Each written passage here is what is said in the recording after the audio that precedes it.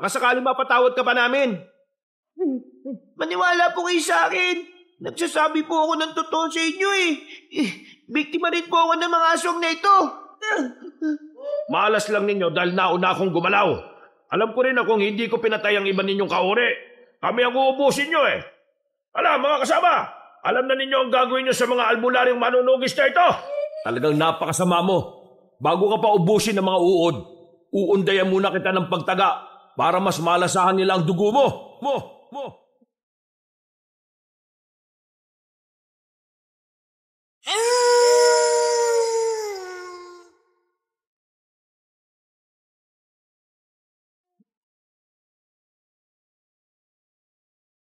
Mukhang mahihirapan tayo rito, Aurel.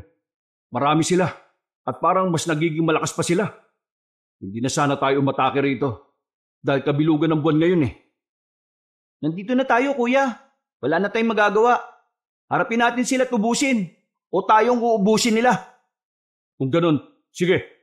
Ipapakita natin ang buong lakas natin sa kanila. Uubusin natin ang tribo ng mga aswang na ito. Mabuti pa nga, kuya. Para mabawasan din ang problema ng mga taga-nayon. Sila ang nananalasa sa mga alagang hayop ng mga kabaryo natin eh. Hindi lang yan. Marami rin batang nawala magmula nang tumira sila rito. Pwes, magbabayad sila sa ginawa nila. Ang dapat sa mga to, ginigilitan sa leeg at binibilat sa araw ang mga walang buhay na katawan nila. Sige, Aurel. Hindi natin sila kakaawaan. Titikman ng mga aswang na yan ang talim ng itak natin.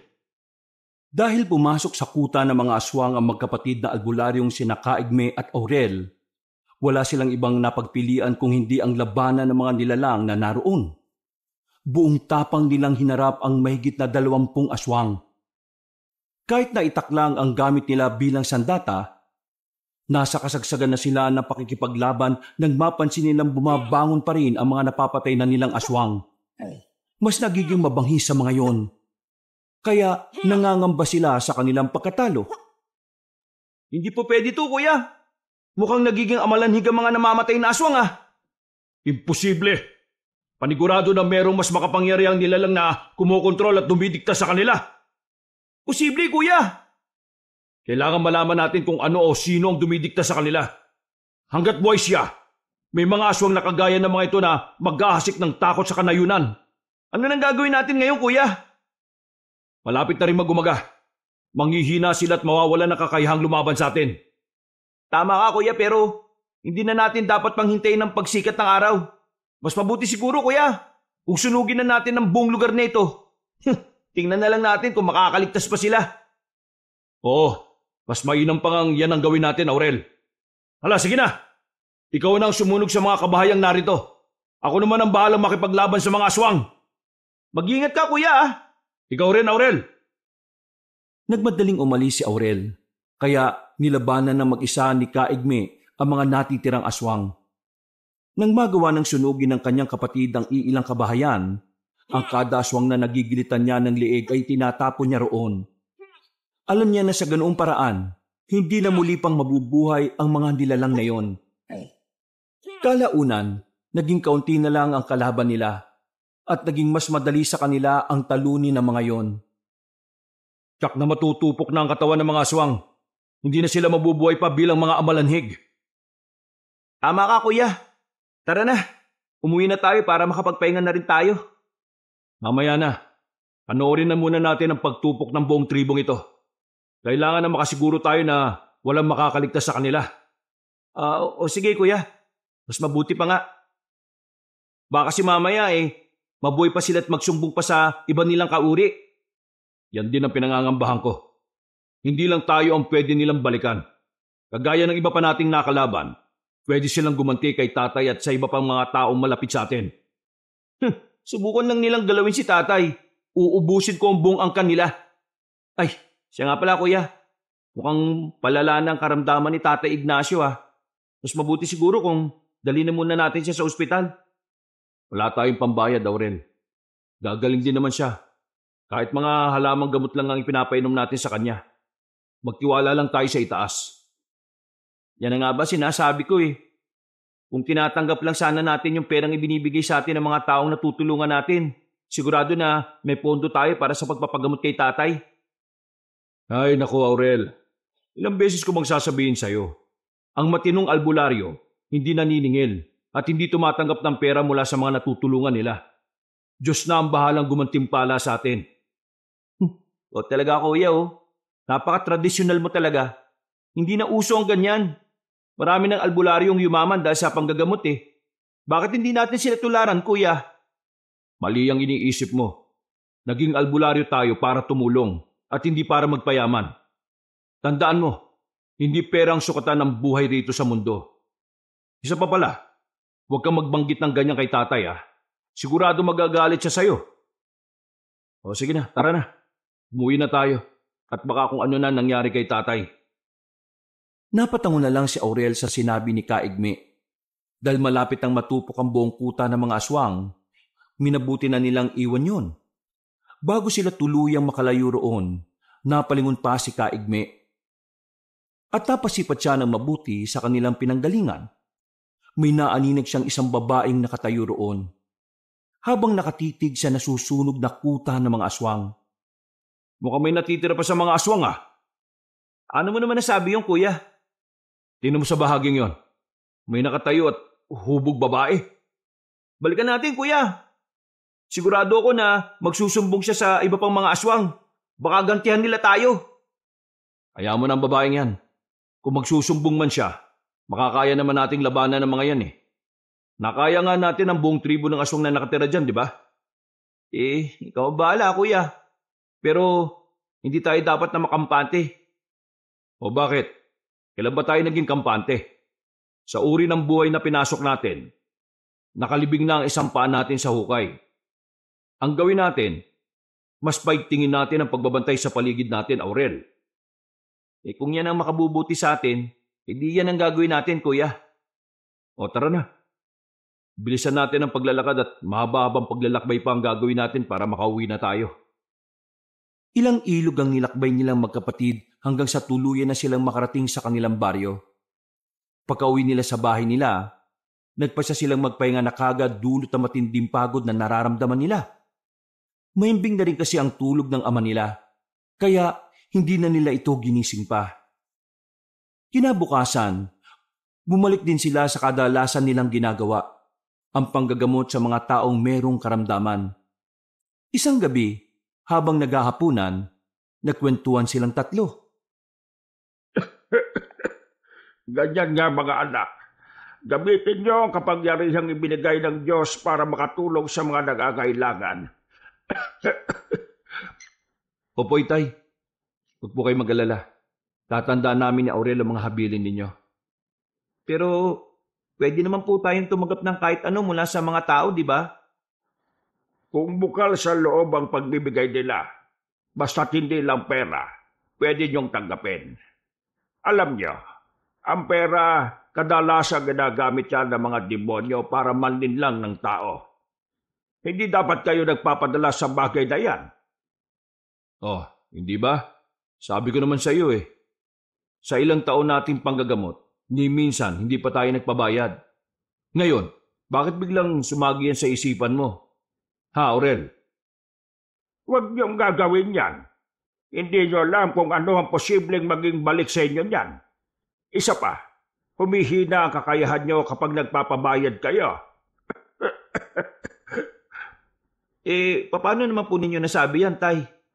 Hindi ba niyo napupuna mga matatanda at sinaunang albularyo? Mga malalakas sila at kaya nilang pumatay ng mga makapangyarihang uri ng aswang. Yan ay dahil hindi sila tumatanggap ng mga bayad mula sa natutulungan nila. Magkaiba naman po ang panahon namin kaysa sa kanila, Itay. Isa pa, dapat din nating isipin ang praktikalidad. Alam nga namang manatili tayo sa ganitong antas ng pamumuhay dahil lang sa prinsipyong yan. Huwag mo nang suwayin pa si Tatay Ignacio. Alam niya kung ano makakabuti sa atin, Aurel. Tama ang kuya mo, Aurel. Ay, siya nga pala. May uling pa ba tayo riyan? Mukhang kakaunti na lang po siguro, Itay. Mas mabuti pang gumawa muna kayo ng uling. Wala tayong gagamitin eh. Si tatay talaga Daig mo pa talaga ang may alagang sigbin eh. Ang bilis maubos ng mga uling natin. Sa lahat yata ng may alagang ganyang nilalang, tayo lang ang mahirap eh. Ay, kayo talaga oh. Basta, sundin na lang ninyo ang sinasabi ko. Isa pa pala, hindi lahat ng nag-aalaga ng sigbin ay piniling maging mayaman. Hindi nyo alam kung gaano kalupit ang balik niyan. Isang pagkakamali mo lang sigurado lahat ng tao madadamay. Napatango na lang ang magkapatid bilang tugon sa sinabi ng kanilang ama. Naging abala sila sa mga sumunod na araw dahil sa pagdagsa ng mga pasyente nila. Natuwa naman ang tatay nila dahil kahit na papaano, sinusunod nilang magkapatid ang mga habilin niya. Isang gabi, nagising silang magkapatid dahil sa sunod-sunod na pag-ubo ng tatay nila. Tay, wag po muna kayo magsalita. Sandali po't kukuha ako ng nilagang oregano na iinumin ninyo. Aurel, alalayan mo muna si tatay ha. Huwag na, Hikme. Pagkaaksaya ka lang ng oras. Makinig kayo ng mabuti. May importanteng bagay akong sasabihin sa inyong magkapatid. Sundin na lang po ninyong sinasabi ko, tay. Para rin naman sa ikabubuti nyo yan eh. Sige lang. Tanggap ko na ang kapalaran ko. Baka tandaan nyo ang abiling ko kita. Sisikapin kong maisalaysay sa inyo ang lahat ng gusto nyong malaman bago pa man ako tuluyang. Itay, huwag na po ninyong pilitin. Magpahinga na lang po muna kayo. Kaya ko pa namang magsalita eh. Huwag kayong mag-alala sa akin. Iiwan ko sa inyo ang alagang sigbin kong nasa lumang banga natin. Gusto kong kada gabi, lagyan nyo ng uling yon. At kapag sumapit na kabilugan ng buwan, maglagay kayo riyan ng sariwang karne ng manok. Sigbin po? Hindi ba't mahirap hulihin yan, itay? Tama ka, anak. Pero iba ang sigbin na yan. Yan ang kanilang pinuno na nahuli ng lolo ninyo. Kung siya po yung pinuno, bakit po siya pumayag na ipasok sa banga? Hindi man lang ba siya nanlaban kay lolo?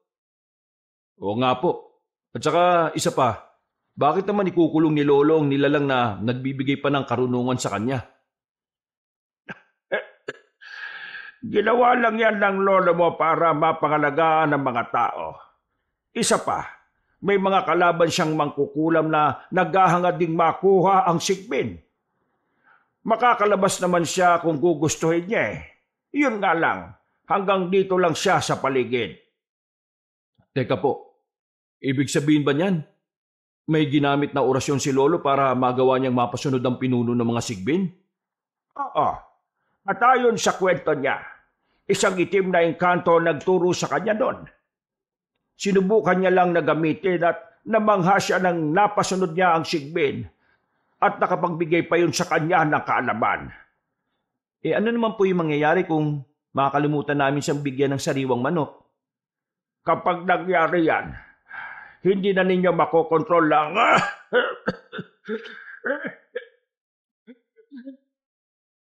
Napasigaw na lang na malakas ang magkapatid nang mapagtanto nilang nawalan na ng buhay ang Tatay Ignacio nila. Sinikap nilang huwag umiyak, ngunit hindi nila napigilan ng kanilang luha.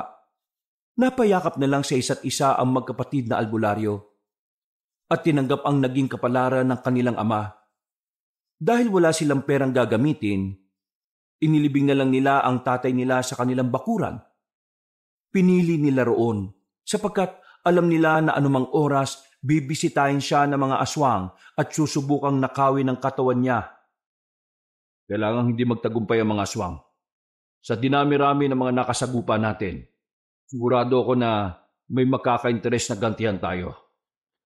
Alam mo, kuya, kung naging praktikal lang sana tayo, hindi sana lalala ang sakit ni tatay eh.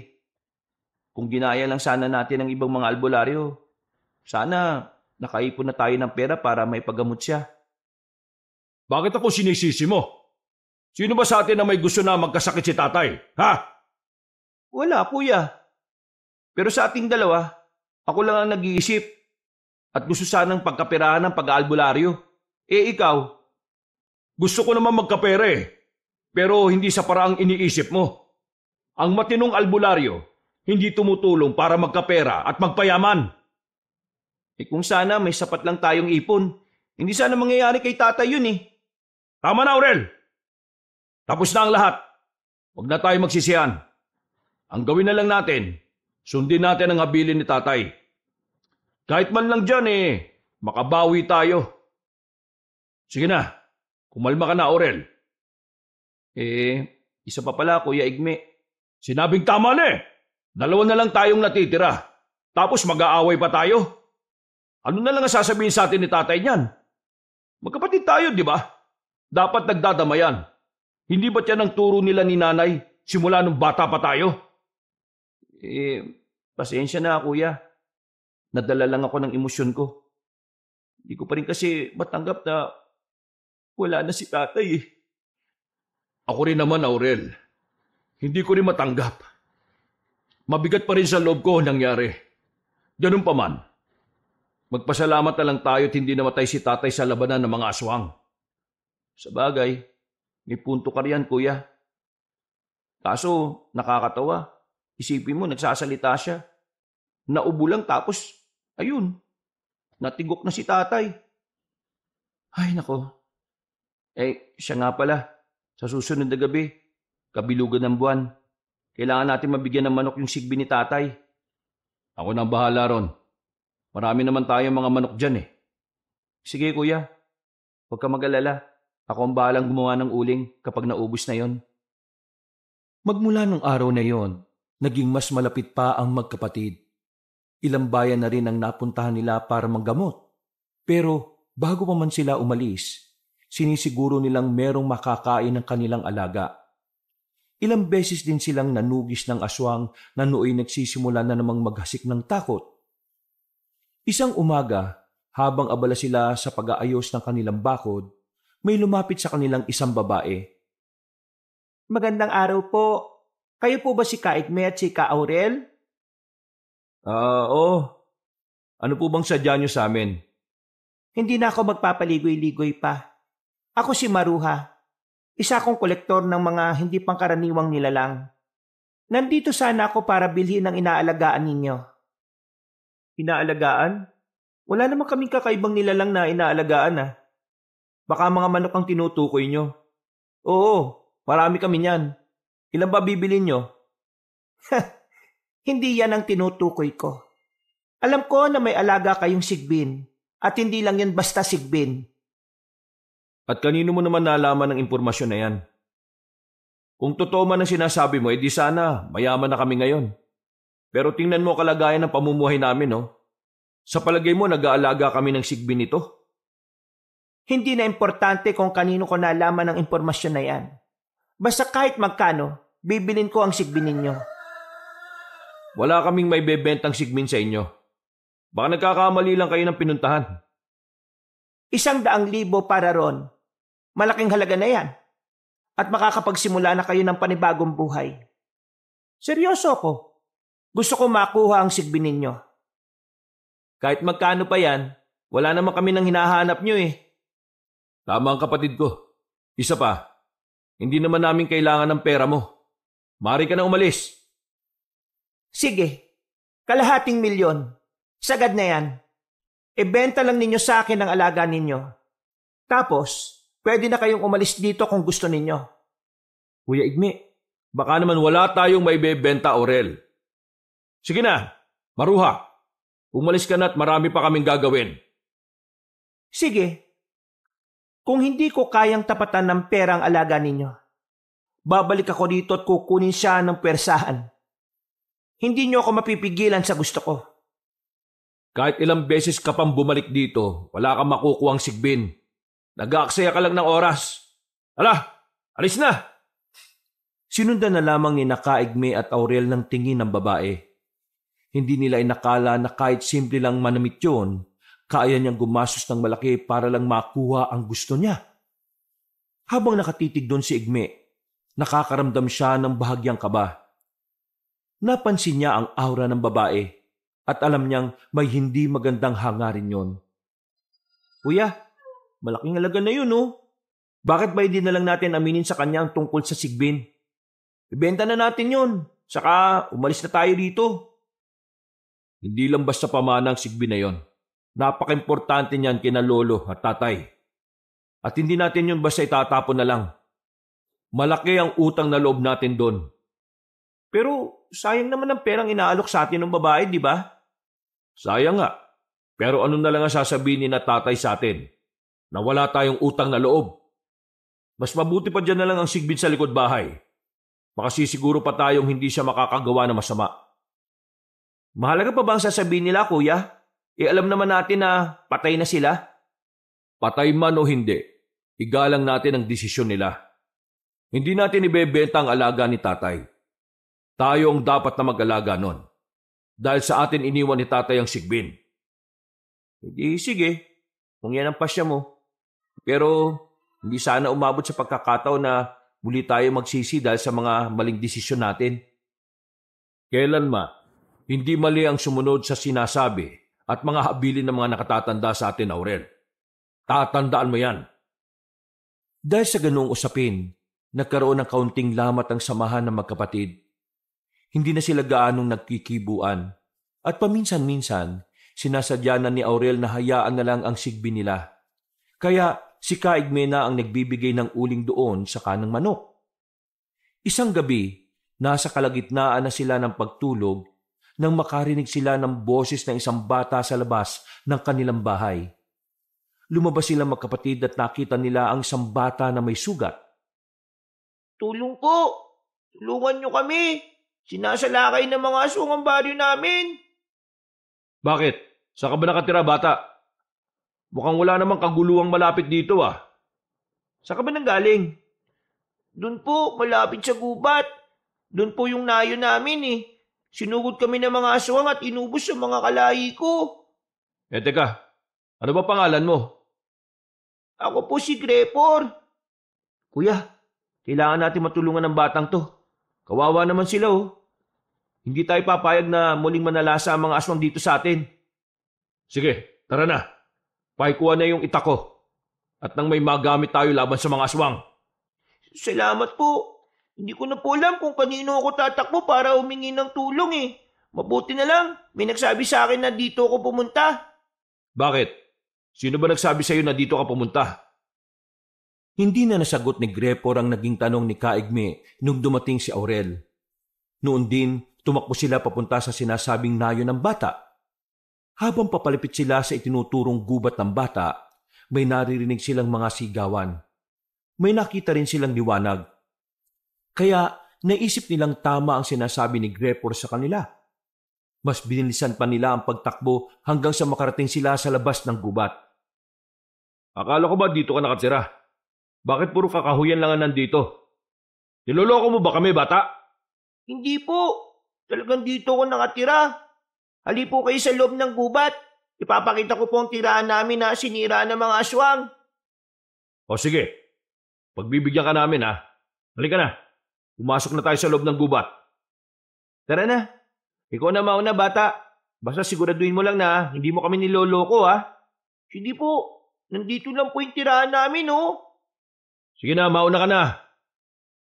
Pumasok sila sa gubat. Pero nang nandun na sila, nagtaka sila dahil walang mga kabahayan doon. Napalunok na lamang si Kaigme ng laway niya nang makita niya ang malaking puno ng balete na natutupok ng apoy. Kukumprontahin na sana niya ang bata patungkol sa panluloko nito sa kanila, pero nang ibaling niya ang pansin kay Grepor, naglaho na siya sa harapan nila. Mukhang naisan tayo ah. Wala namang nayon dito. Isa pa, bakit puno lang ng balete na susunog dito? Nung hindi pa tayo nakapasok, nakita naman natin na parang may mga kabahayang nasusunog talaga. Oo nga kuya, hindi kaya isang engkanto yung batang yon? Siguro nga. Hindi natin alam kung ano talaga ang pakay niya sa atin eh. Baka mamaya, kalaban pala natin siya at nilalansi lang niya tayo. Malalaman din natin kapag nakita ulit natin siya, kuya. Sa ngayon, mas mabuti sigurong kumuha na tayo ng mga sangang may mayabong na dahon. Apulahin na muna natin ang apoy sa puno ng balete. Baka kasi masunog ang buong gubat eh. Mas mabuti pa nga. Sigurado na kawawa ang mga taong nangunguha ng panggatong dito kapag natupok ang gubat na ito. Tayo na, Kuya Igme. Sige, ako nang bahala sa bandang likod. Ikaw, dito ka. Nagsipagkuha sila ng mga sangang may mayabong na dahon saka ginamit yon para apulahin ang apoy sa puno ng balete. Nasa kalagitnaan sila ng kanilang ginagawa na makarinig sila ng mga sunod-sunod na yabag ng paa. May naulinigan din silang mga kakaibang huni, kaya itinigil na muna nila ang ginagawa nila. Hindi maganda ang kutob ko rito, Aurel. Parang may ibang nilalang na narito ah. Hindi kaya totoo yung hinala natin? Baka ipinain ng mga aswang na yun si Grepor? Kung ganon, kailangan natin siyang mahanap para malaman natin kung sino ang may pakana ng lahat ng ito. Pati siya. Kailangan managot sa atin. Aurel, maganda ka. May mga nakita ko mga mapupulang mga mata na nakamasid sa atin. Sigurado ako na mga aswang sila. Biglang lumansa ang hangin eh. Sigurado nga, kuya. Ayun oh. May nakikita akong mabalahibong nilalang at naglalaway pa siya. Sige, kung laban ang hinahanap nila, magbibigyan natin sila at hindi tayo papayag na matalo nila. Sila ang uubusin natin, Aurel. Sige, Kuya Igme. Sila ang talunin natin. Magsasalita pa sana si Kaigme, pero hindi na niya naituloy na makita niyang papasugod sa kanila ang mga aswang. Hinawakan niya ng mahigpit ang itak niya at nang makalapit na ang mga nilalang, nilabanan nilang magkapatid ang mga yon. Nasa kalagitnaan na sila ng pakikipaglaban nang makarinig sila ng sigaw ng isang bata. Napalingon si Kaigme at nakita niyang hawak ng mga aswang si Grepor at kinakaladkad ng mga yon ng bata patungo sa kinaroroonan ng magkapatid. Natigilan naman ng mga aswang na kumakalaban sa kanila at napalingon sa mga kasama nila. Tulungan niyo po ako. Pinatay na po ng mga aswang ang bungangkan ko. Ang tirahan namin, munti ka na maging abo. Huwag mo kaming nililin lang, bata. Ikaw ang nagdala sa amin dito para malagay sa ganitong sitwasyon. Sabihin mo na sa amin kung sino ang nagutos sa'yo. Baka sakaling mapatawad ka pa namin. Maniwala po kayo sa akin. Nagsasabi po ako ng totoo sa inyo eh. Biktima rin po ako ng mga aswang na ito. Inubos nila ang mga kamag-anak ko at sigurado na papatayin din nila ako. Pumimik ka, bata. Dapat lang maubos sa mga katulad niyo mga itim na engkanto. Kung hindi namin kayo uubusin, kami naman ang papatayin ninyo. At sino ka naman? Bakit parang ikaw ang pinuno ng mga demonyong ito pag nagsalita ka? At talagang ako ang pinuno ng mga aswang na ito. Eh kayo, anong ginagawa niyo rito? Teka, mukhang pamilyar kayo sa akin ah.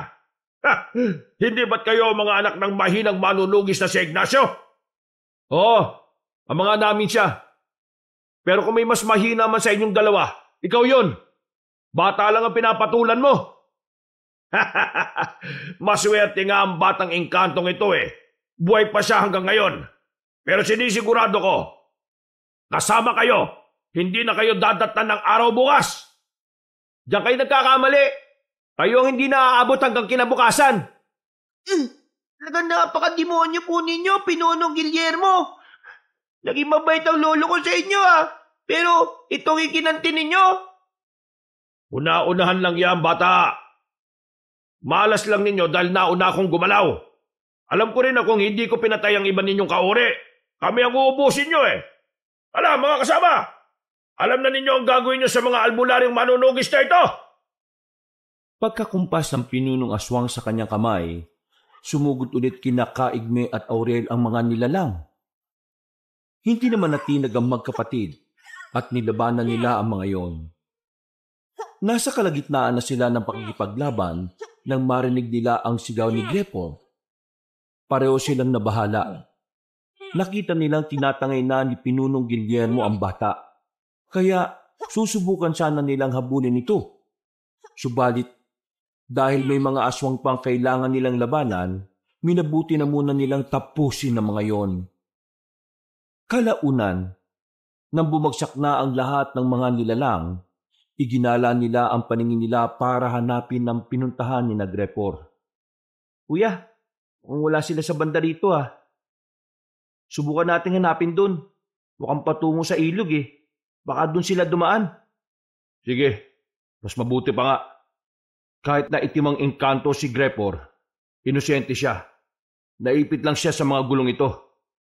Hindi tayo papayag na magtagumpay ang aswang sa maitim niyang balak. Sigurado ako may gusto siyang gawin kay Grepor. Tara na, hanapin natin sila kahit saang mangsulok ng gubat na ito. Doon! Mukhang may kumakalis ko sa banda ron, kuya. Tayo na. Hindi pa sila nakakalayo. Tumakbo na lang tayo para maabutan natin sila. Dito nga sila dumaan. Halika, Aurel. Subukan natin sa banda ron. Baka nandun pa sila. Parang may dumaan sa bahaging ito ng gubat eh. Tingnan mo mga maliliit na sanga ng mga halaman, oh. Parang sinadyang baliin. Malakas ang kutob kong gawa yun ni Grepor. Tara na, Aurel. Sige, kuya. Nakasunod ako sa likuran mo. Sinundan nila ang bahagi ng posibleng dinaanan nila Grepor. Nasa kalagitnaan na sila ng pagtakbo nang may makita silang liwanag. Mas binilisan pa nila ang pagtungo roon. Subalit, saktong pagdating nila sa tapat kung saan nandoon ang liwanag, nakita nila kung paano yun naglaho na parang bula.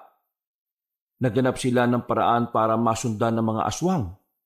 Hanggang sa makita nila ang isang nilalang na papalapit sa kanila. Nawala na ang lagusan patungo sa mundo ni Grepor. Siguradong nakontrol yun ni Pinonong Guillermo. Oo nga, kuya. Ano nang gagawin natin ngayon? Kailangan mahabol natin sila at mailigtas natin si Grepor. Yan nga ang hindi natin alam eh.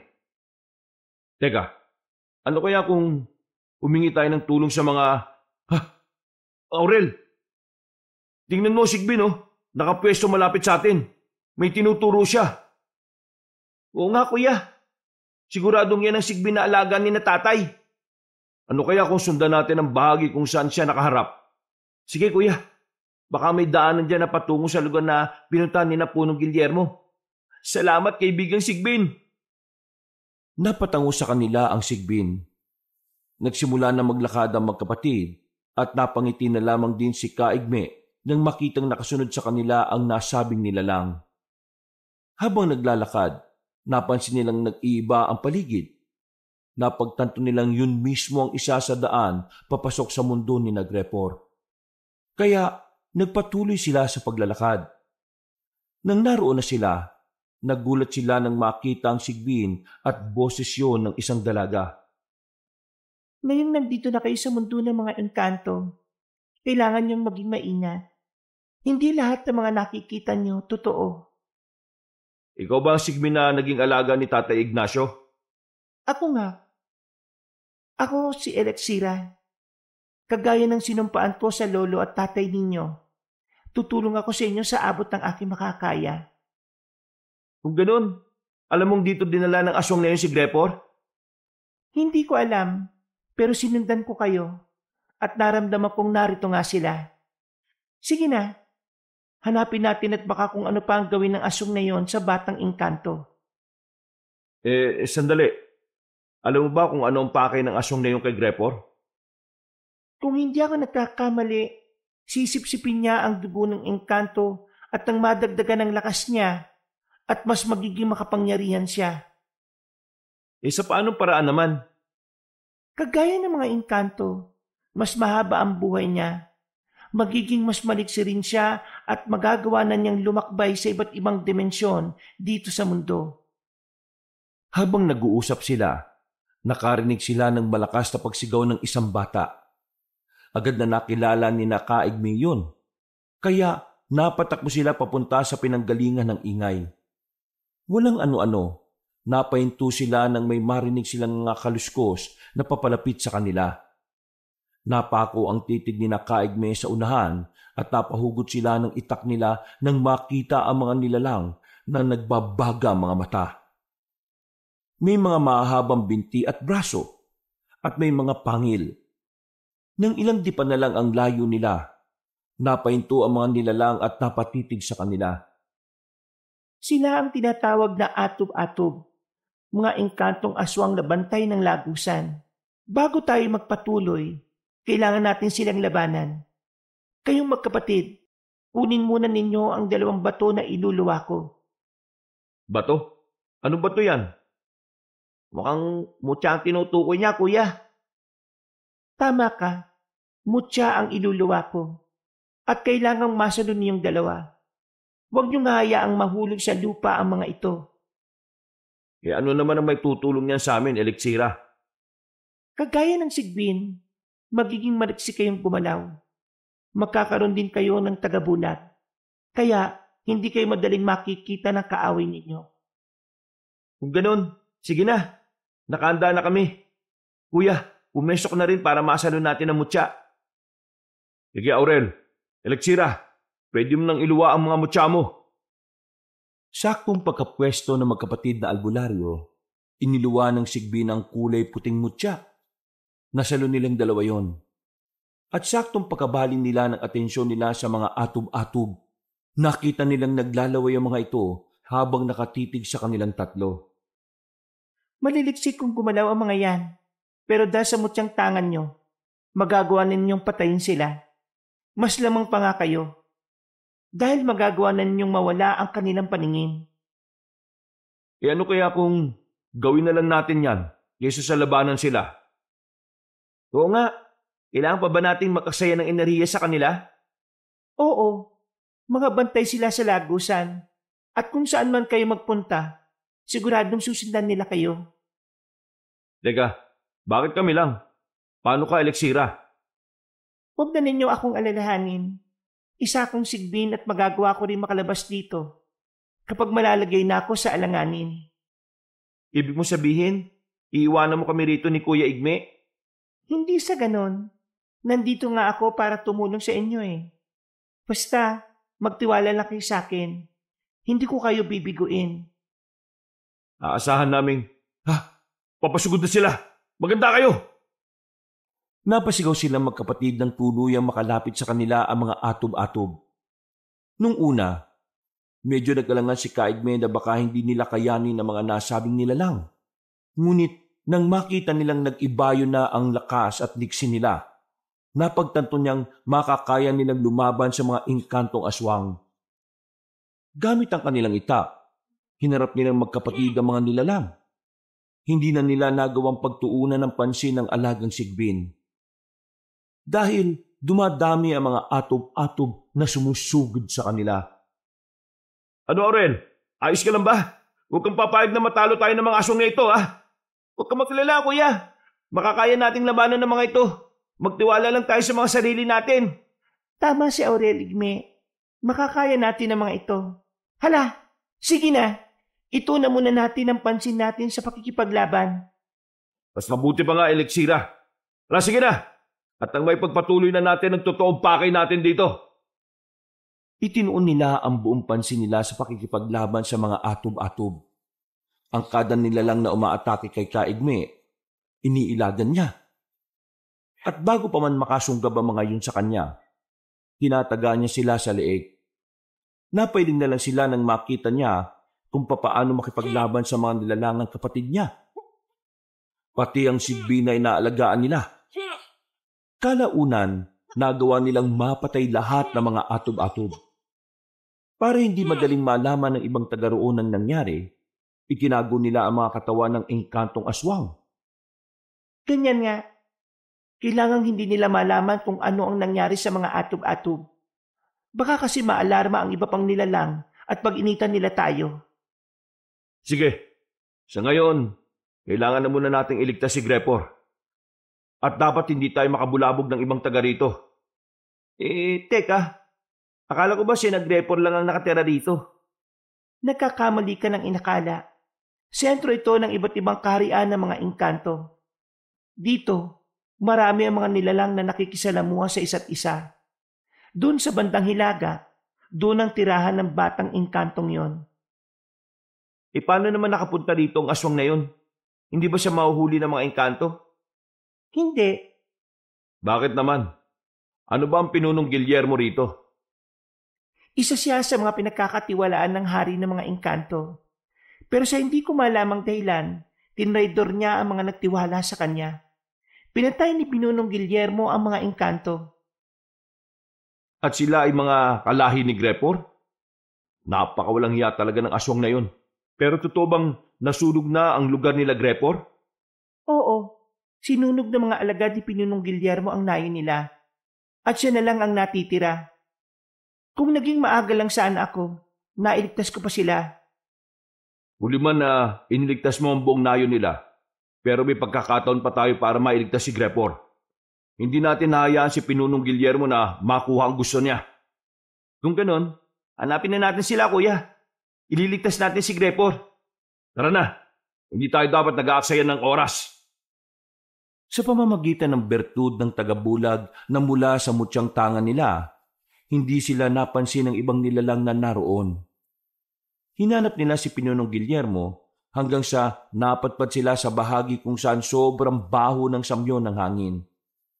Parehong napatakip ng kanilang ilong si Nakaigme at Aurel dahil sa naamoy nila. Malapit na tayo sa tagungkutan, Pinunong Guillermo.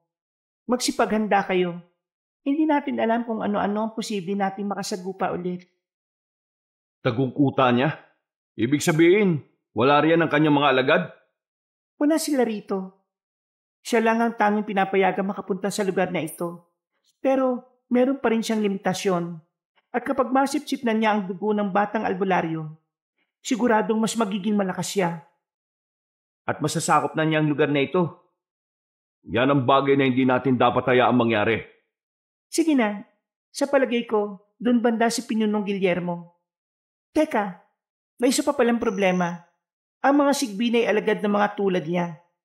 Makikita niya ako kahit pa na may bertud ako ng tagabulat. Ano naman ang problema ron? Nandito naman kami para protektahan ka. Hindi mo ko nauunawaan, Aurel. Kapag nakita niya ako at nakuha, baka magamit niya ako laban sa inyo. Yun ang ayaw kong mangyari. Anong pinaplano mo ngayon? Gusto mo na bang umuwi? Hanggang dito lang ako. Hindi na ako makapapasok diyan. Maghihintay na lang ako dito sa inyo. Kayo na lang ang bahala. Mag-iingat kayo sa aswang na yan. Dahil napakatuso niya. Sige, Lexira. Ikaw rin, mag-iingat ka rito ha. Huwag kang magpapakita sa mga engkanto at baka kung ano pa ang gawin nila sa'yo. Dumiretso si Nakaigme para hanapin kung saan naroroon ang Pinunong Guillermo. Nasa kalagitnaan na sila ng paglalakad nang makarinig sila ng hiyaw. Napalingon sila at agad nilang naalala ang sigbin na alaga nila. Nabahala si Kaigme roon. Pero nang maisip niyang kaya naman ang nasabing nilalang ang sarili nito, isinantabi na muna niya ang pag-aalala roon. Nagpatuloy sila sa paglalakad hanggang sa makita na nila si Grepor na nakagapo sa isang malaking puno. Mukhang walang malay ang batang yan ha. Ano kayang ginawa ng aswang sa kanya? Yan ang hindi natin alam. Mas mabuti siguro kung lapitan natin siya at kalagan. Teka, sandali. May nararamdaman akong ibang enerhiya sa paligid. Maging alerto ka, Aurel. Nandito si Pinunong Guillermo. Sige, kuya. Mas mabuting ako na magbantay sa likuran natin. Mauna ka na. At makalagan mo kaagad ang batang engkanto na yan. Basta, siguraduhin mo hindi makakalapit si Pinunong Guillermo ha. Ako nang bahala, kuya. Hindi natin siya hayaang makalapit sa atin. Nakaandaan na rin naman ang itak ko eh. Isang maling galaw lang niya, patay siya sa akin. Huwag natin masyadong malitin ang kakayahan ng kalaban natin. Isa siyang aswang at hindi pa natin kabisado ang galaw niya at totoong kapabilidad. Pero hindi rin niya pwedeng malitin ang kakayahan natin. Nakaya natin kumalaban ng maraming aswang. Hindi tayo dapat panghinaan ng loob dahil lang sa iisa. Napatango si Kaigme sa kanyang nakababatang kapatid. Noon din, naglakad siya papunta sa puno kung saan nakagapo si Grepor. Pagdating niya roon, agad niyang kinalagan ang walang malay na bata. Nang akmang kakargahin na sana niya yon pabalik kay Aurel, nakarinig siya ng pag-angil na sinundan ng mahinang ungol ng nakababatang kapatid niya. Ibinaling niya ang pansin niya roon at napatimbagang siya nang makita niyang inaatake na ni Pinunong Guillermo si Aurel.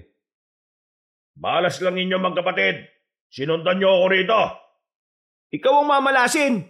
Kung hindi mo lang sana ginawa na masama ang mga kalahi ni Grepor, hindi sana tayo aabot sa ganito eh. Mga pakialamero kasi kayo. Ano naman ang koneksyon nyo sa batang engkanto na ito, ha? Wala ka ng pakialam doon. Hayaan mo kami makalabas sa lugar na ito. Pakawalan mo kapatid ko. At akong harapin mo, Pinunong Guillermo. Nakawalan! Anong akala nyo? Makakawala kayo rito? Uubusin kayo ng mga atob-atob kahit saan man kayo magpunta. Ha? Atob-atob? Tingnan natin kung magkakatotoo sinasabi mo. Ngayon, kung hindi mo papakawalan si Aurel, pwes, lalabanan din kita. 2 laban sa 1. Napahalakak si Pinunong Guillermo dahil sa sinabi ni Kaigme. Napaangil siya at saktong pagkasunggab sa kanya ng nakatatandang albularyo, tumayo siya sa binuhat si Aurel. Habang sinasakal ni Kaigme ang aswang mula sa likuran, nagawa niyang sibalibag si Aurel. Pagkatapos niyang gawin yon, sinubukan rin niyang ibagsak ng puwersahan sa lupa si Kaigme. Subalit, bago pa man niya magawa yon, kumawala na sa kanila ang albularyo. Ano akala mo? Basta lang ako magpapahuli sa'yo? Magpasalamat ka at maliksi ka. Kung hindi, baka natulad ka na sa kapatid mo. Tingnan mo siya. Hanggang ngayon, mukhang wala pa ring malay. Maswerte ka lang at naisahan mo siya. Pero kung ako sa lugar niya, hindi mangyayari yan. Sige nga. Tingnan natin kung gaano kakagaling makipaglaban. Naturingan kang manunugis. Pero dito sa balwarte ko, wala kang magagawa. Sumugod sa Pinunong Guillermo kay Kaigme. Sinalubong niya ang aswang. Pero nang ilang dipa na lang ang layo nila rito, nawala yun. May naramdaman siyang enerhiyang malapit sa kanya. Kaya lumingon siya at tumaga sa ere. Sakto namang lumitaw ang nilalang. Kaya nasugatan ito sa dibdib. Napaangil ang aswang at mabilis na sumunggab kay Kaigme. Naisip naman ng albularyo, bago pa man tuluyang makaganti ang aswang, itinulak nito ni Kaigme. Nabuwal at inibabawan. Idinindin niya ang talim ng kanyang itak sa leeg ng nilalang. Ano ka ngayon, aswang? Medyo kulang pa yata ang liksi mo Para kang sigbin kung gumalaw. Bakit? May lahi ka bang sigbin? Huwag mong sabihin na nilahian ng tatay o lolo ninyo ang sigbin na alaga niya. Anong pinagsasabi mo? Bakit? Mas maliksi ba ako kaysa sa iyo? Akala ko ba balwarte mo ito, ha? Mapalad ka lang dahil anak ka ng sigbin. Anak ng sigbin. Yan siguro ang dahilan kung bakit. Sige, magsalita ka pa at sisiguraduhin kong sisirit ang dugo mo sa lalamunan. Hindi kami anak ng sigbin. At kung alam mo ang patungkol sa alaga ng lolo ko at tatay ko, dapat lang na matakot ka. Matatakot? Kinakain lang namin ng mga sigbin na yan. Maswerte nga ang pinuno ng mga sigbin na yon kasi nakaligtas siya mula sa amin. Pasalamat siya dahil tinulungan siya ng lolo ng batang engkanto na yon. Si Grepor, anong plano mo sa kanya, ha? Wala ka na ron, albularyo. Manood ka na lang kung paano ko sipsipin ang dugo niya. Sa hindi inaasahan ni Kaigme, naitulak siya ni Pinunong Guillermo. Napalumpasay siya sa lupa at bago pa man siya makatayo ulit, nakita niyang lumapit sa batang engkanto ang pinuno ng mga aswang. Dahil walang malay pa rin si Grepor, napasigaw na si Kaigme. Natigilan na lang siya sa ginagawa niya nang makita niyang nakabangon si Aurel at hawak nito ang kanyang itak. Inilapit ni Pinunong Guillermo ang mukha niya sa dulo ng bata saka ibinuka ang kanyang bunganga. Napatakbo naman si Aurel patungo sa kanila. At bago pa man makagat ng nilalang ang bata, tinaga na siya ni Aurel. Taray! Ang bato ko! Walang iyakan lalaki ka. Ikaw ang uunahin ko. Sige! Tumayo ka at ako harapin mo. Duwag ka sigurado, no? Bata ang gusto mo saktan at wala pang malay. Duwag! Ikaw ang duwag. Umatake ka ng patalikod. Bakit hindi mo ko sugurin ngayong harapan? Ang mga kagaya mo ay hindi dapat sinusugod ng harapan. Isa kang traidor at ang dapat sa iyo, traidor rin din. Kuya, ipaubaya mo na sa akin ang aswang na ito. Dali mo na lang muna si Grepor sa dinaanan natin kanina. Wala na rin namang atob-atob Hindi. Sabay nating lalabanan ng demonyong ito. Kahit na 2 pa kayo, wala kayong panama sa lakas at leksi ko. Tingnan na lang natin kung hanggang saan yung yabang mo. Noon din, sumugod si Aurel sa aswang. Hinarap naman siya ni Pinunong Guillermo. Kaya, nang nakahanda na ang nasabing nilalang, umatake rin si Kaigme. Naging mas maliksi nga ang nilalang. Pero dahil dalawa sila, naging madali para sa kanila ang masukol ito. Kalaunan, nagawa nilang mahuli ang aswang at mapadapa sa lupa. Noon din, nakarinig sila ng yabag sa likuran nila. Huwag na pong bahala sa aswang na yan. Gusto ko pong gumanti dahil sa ginawa niya sa mga kalahi ko. Huwag mo nang dungisan ng mga kamay mo. Bata ka pa, Grepor. Ipaubaya mo na sa amin ang aswang na ito. Tama ang Kuya Igmiko. Mas mabuti pang magbantay ka na lang sa paligid para walang ibang nilalang na makalapit sa atin. Sige po, ayun na pong bahala sa kanya ha. Sabihan ko na lang kayo kung may mga makakapansin sa atin dito. Pati ako, siguradong uhulihin din nila eh. Talagang huhulihin ka nila. Isa kang itimang engkanto at kahit na anong gawin mo, itiman ka pa rin. Kapag hindi ka kinakausap, tumahimik ka! Aray ko! Ang ulo ko! Balak mo bang durugin ang ulo ko, ha? Kulang pang pagdurog sa ulo mo. Hindi yan sapat para mabayaran mo mga kasalanan mo sa lahat ng inagrabyado mo. Kung makapagsalita kayo, akala nyo mga wala kayo kasalanan, ha? Ano kayo, Diyos? Hindi kami Diyos, pero tungkulin namin na pangalagaan mula sa mga aswang ang mga nilalang niya. Napatawa si Pinunong Guillermo sa sinabi ni Kaigme. Noon din, humugot siya ng lakas at sinubukang kumawala mula sa pagkakaapak ng albularyo. Hindi inaasahan ng albularyo ang gagawin ng aswang. At dahil biglaan ang ginawa noon, nakawala siya sa kanyang pwesto. Sinugod ng aswang si Grepor at dulot ng pagkataranta. Mabilis na nilapitan ni Kaigme ang aswang at walang pag-aalinlangan na tinaga ito sa batok. Napaungal ang aswang at ilang sandali lang bumagsak na siya sa lupa. Yan ang dapat sa mga katulad niyang aswang. Nakakatawa nga lang, binuno siya, pero napakahina niya. Oo nga kuya, mas malakas pa nga yung iba nating nakalaban kaysa sa kanya eh.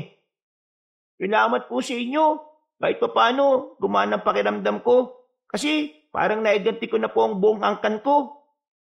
Ano ba ang plano mo ngayon, Grepor? Kasama ka ba sa amin? Hindi na po siguro. Mas mabuti nang dito na lang ako. Kahit pag-alagala ko. Alam ko na walang makakapanikit sa akin dito.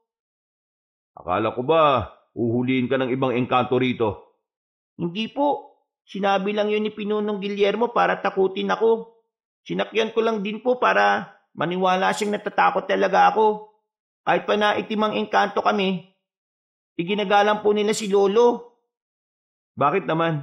Ano ba ang katungkulan dito ng lolo mo? Siya po ang dakilang Mirko ng mundo ng mga engkanto. Siya ang tinatakbuhan ng mga may matinding karamdaman na hindi na kayang gamutin ng mga halamang gamot na makikita sa paligid. Kung ganon, sigurado ko na yan din ang rason kung bakit gusto ka makuha ng aswang na yon. Nananalitay sa dugo mo kasi ang pagiging Mirko. Maswerte ka pa nga at binigyan ka pa ng pagkakataong mabuhay eh. Nang masiguro nilang wala ng buhay ang pinuno ng mga aswang, nagpasya silang tatlo na umalis sa kinukutaan nito. Nang makalabas na sila, hinanap nila ang alaga nilang Sigbin. Subalit parehong nagtaka ang magkapatid nang hindi na nila yon nakita. Mukhang iniwan na tayo ni Elixira. Akala ko ba maghihintay siya sa atin? Yun nga din ang akala ko, kuya eh. Sige na nga lang. Sundan na lang natin yung dinaanan natin kanina, kuya.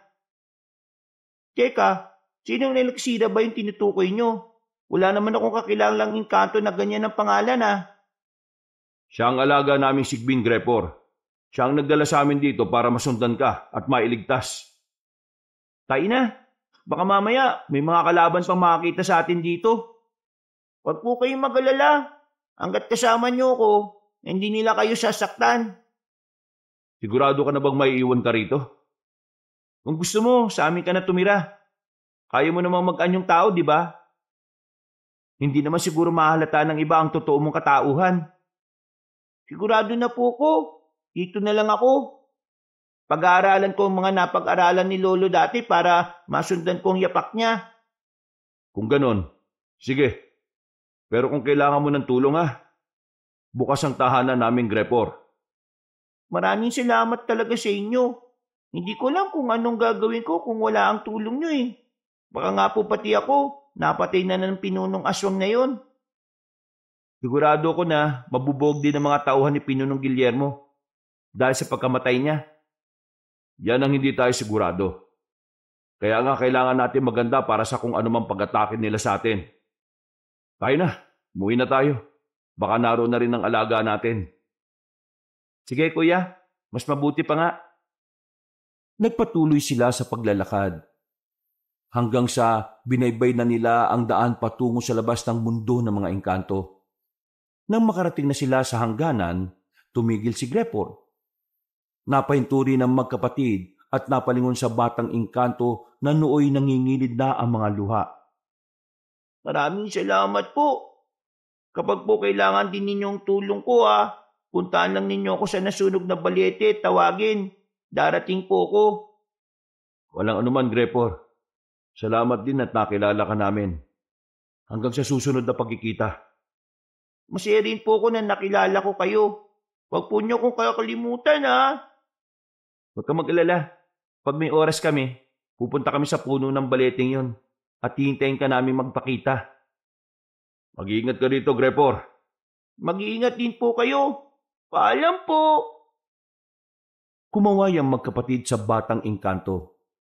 Noon din, nagpatuloy sila sa paglalakad nila hanggang sa makarating na sila sa bahagi ng gubat kung saan sila nakatayo nung bago pa sila turuan ni Elixira. Nagkaroon ng kutob si Kaigme na baka nakauwi na ang alagang sigbi nila. Kaya minabuti nilang bilisan ang paglalakad hanggang sa makauwi na sila sa kanilang bahay. Dahil sa matinding pagod nilang dalawa, nakatulog sila ng maimbing kahit pa tirik na tirik ang araw. Paggising nila, nagpasya silang bumaba upang tingnan ng banga na naging bahay na ng alaga nilang sigbin. Mukhang nakauwi nga siya rito. Tingnan mo, may mga bakas pa ng putik ang bibig ng banga. Mabuti naman kung ganun kuya. Hindi na tayo mamumroblema kung saan siya nagpunta. Kala ko kasi hindi na siya makakabalik eh. Ano ka ba naman? Siyempre alaga natin siya. Kahit na anong mangyari, uuwi siya sa atin. Pero na lang kung may makikita siyang ibang amo. Kaya nga dapat din natin siyang alagaan na mabuti. Tayo mananagot kina tatay kapag may hindi magandang nangyari ron. Pero, alam mo, sa kabilang banda, may tiwala naman ako sa sigbi na yun eh.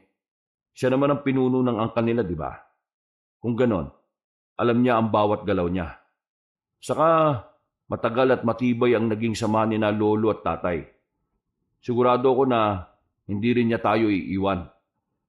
Sa bagay, kuya, may punto ka rin naman. Ay, naku. Oh, pagod ka rin ba hanggang ngayon? Ako nga rin eh. Parang nanggaling tayo sa mahabang paglalakbay. Mga ilang araw kaya tayong naroon sa mundo ng mga engkanto. Yan ang hindi natin alam, kuya. Ay nako, hindi na importante yun. Sa ngayon, mas kailangan natin magpahinga, kuya. Teka, bago ang lahat, kailangan muna natin masiguro na merong uling yung sigbin. May natitira pa ba sa sako? Mas maigi siguro kung ibibigyan na natin ang lahat ng yun ngayon. Sige, kuya. Ako nang bahala maglagay ng uling sa banga. Matapos malagyan ng uling, pumasok na ang magkapatid sa kanilang bahay. Nagluto na muna sila ng makakain nila at pagkatapos magapunan, minabuti nilang magpahinga na ulit. Nasa kalagitnaan na ng kanilang pagtulog si Kaigme nang makarinig siya ng mga ingay ng mga kambing ng kanilang kanayon. Napakunot noo siya at napaisip na baka merong magnanakaw na nakapunta sa kanilang baryo. Niyugyug niya si Aurel at nang magising na ang nakababatang kapatid niya, sinabi niya kung ano ang mga naulinigan niya. Grabe na, may nakarating ng tulisan dito, kuya.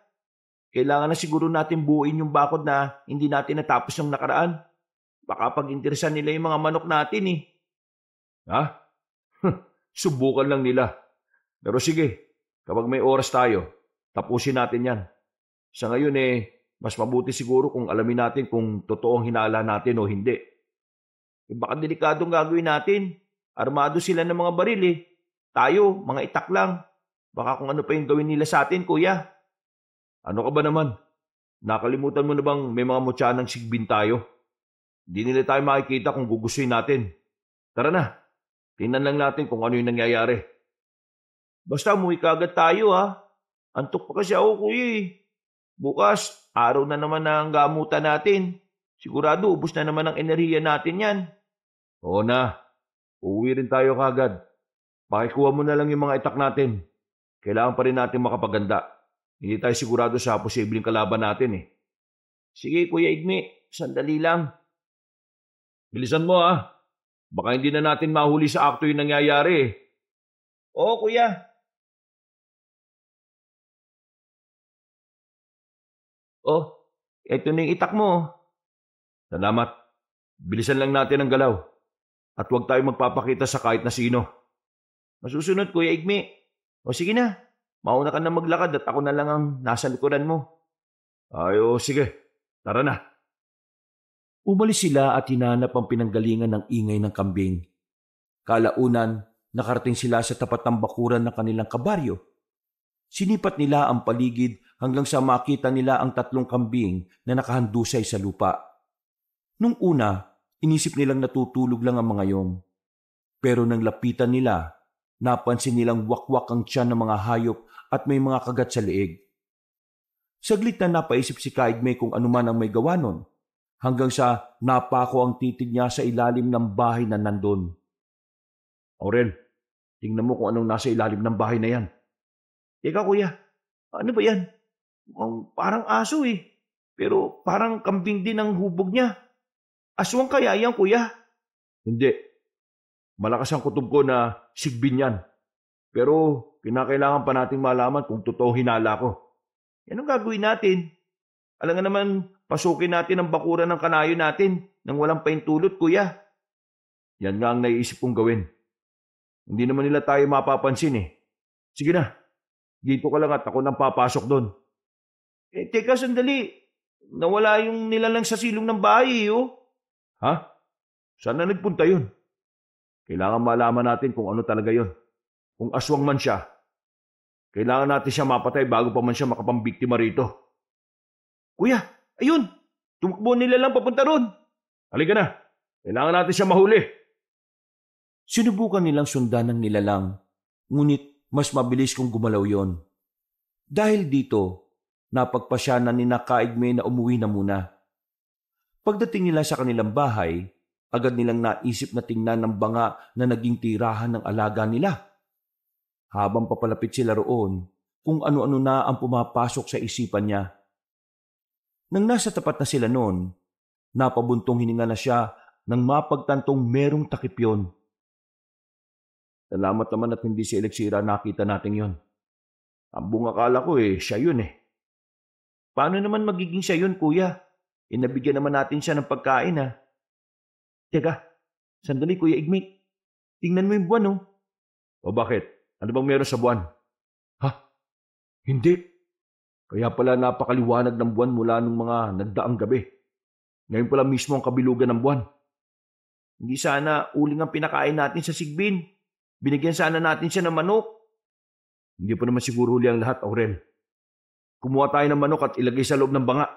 Sige kuya, huwag na natin kunin yung balahibo. Si Elixira na bahala doon. Oo.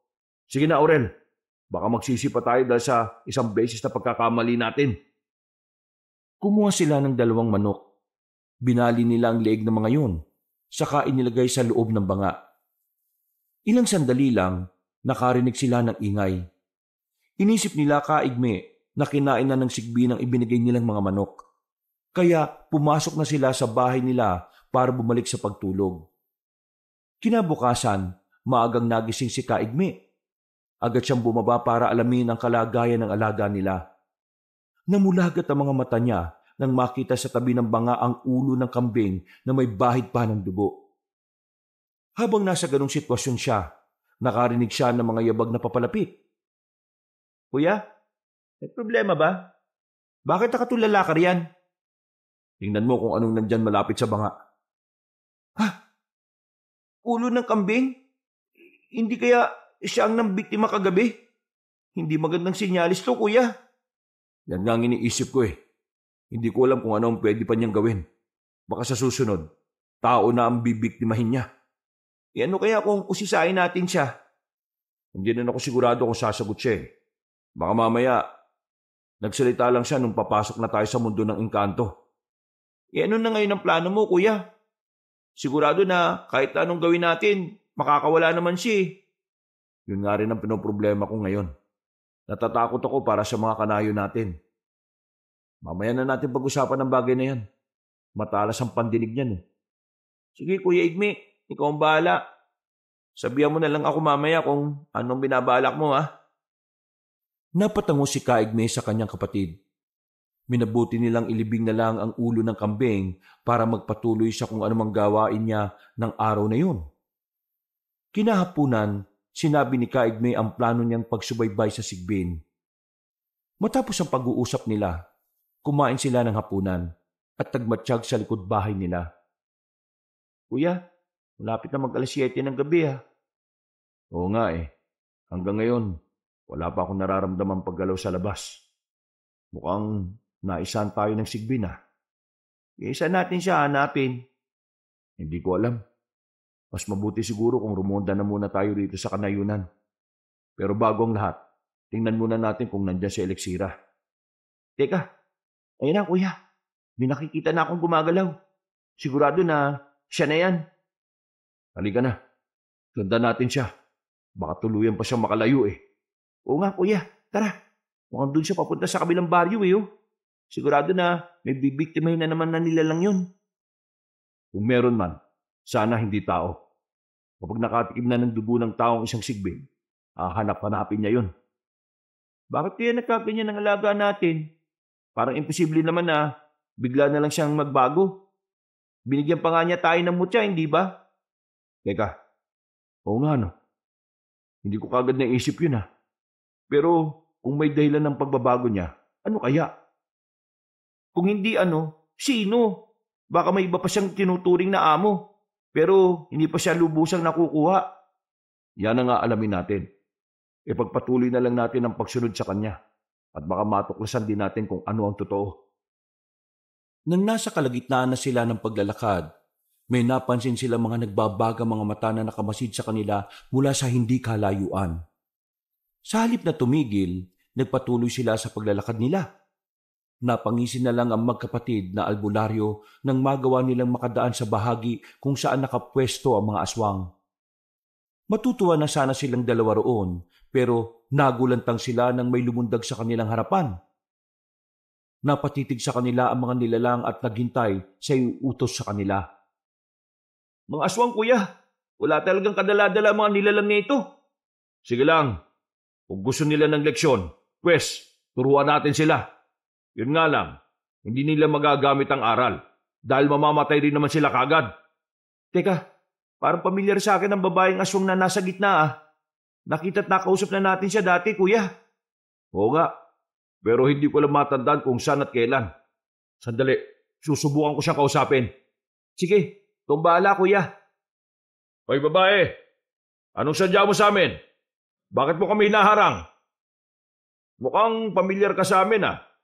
Huwag mong sabihin na isa ka sa mga kaibigan naming traidor. Ano naman ngayon kung pamilyar ako sa inyo? Anong sadya ko? Kung ano ang meron kayong dapat na mapasa akin.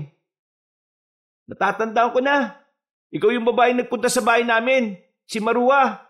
Nagtanong ka pa nga ng patungkol sa sigbin, tama, hindi ba? Dati yun, nung hindi ko pa alam kung paano manghuli ng ganoong nilalang. Pero may nahuli na ako. Nahuli mo dahil isa kang aswang. Kung karaniwang tao ka lang, hindi mo magagawa yan. Wala akong pakialam kung ito man ang kabayaran ng kagustuhan kong makaalaga ng sigbin. Kapag naging mayaman ako, baliwala na ang pagiging aswang ko. Dahil pera na ang makikita ng tao sa akin. Diyan ka nagkakamali. Hindi lahat ng tao, yan ang tingin sa iyo. Kami, kahit magmukha ka pang 1 milyon, para sa amin, aswang ka pa rin na dapat tugisin. Tugisin, baka nakakalimutan yung dalawa lang kayong narito. Marami kami at hindi lang sila ang mga kasama ko. Pagkawi ka ng babaeng aswang, may mga ingay na narinig ang magkapatid. Habang ginagala ang paningin sa paligid, napaisip si Kaigme na baryo ng mga aswang ang napasok nila. Napagtanto niya ring walang kabahayan doon. Dahil sa mismong gubat na sakop ng nasabing nayon, nakatira ang mga nilalang na yon. Umangil ang mga aswang at walang ano-ano. Umatake sila sa magkapatid na albularyo. Napahawak naman ng mahigpit sa itak nila sina Kaigme at binabuting labanan ng mga aswang. Nasa kalagitnaan na sila ng pakikipaglaban nang mapansin nila ang nilalang na gumagalaw. Aurel, tumatakas si Maruha. Baka sinundan niya yung Sigbin. Sige lang kuya, kapag naubos natin ang mga aswang na ito, hahabulin natin siya. Sigurado ko na sa eliksira ang Sigbin na yon. Yan din ang hinala ko. Sige, mas mabuti pang ituna muna natin ang buong pansin natin dito at nang mapatay natin ang lahat ng ito. Sige kuya, ito ang dapat sa mga tulad niyong aswang. Hindi na natin sila bibigyan ng ikalawang pagkakataon para mabuhay. Sige pa, Aurel, para mabawasan na rin ang problema ng mga tao patungkol sa mga salot na ito. Mas pinagbutihan pa nila ang pakikipaglaban sa mga aswang na yon. Ang kada nila lang na umaatake sa kanila, nagagawa nilang mataga at saka maibalibak. Dahil sa bertud na ang kinila, hindi sila nahirapang matalo ang mga karaniwang aswang na yon.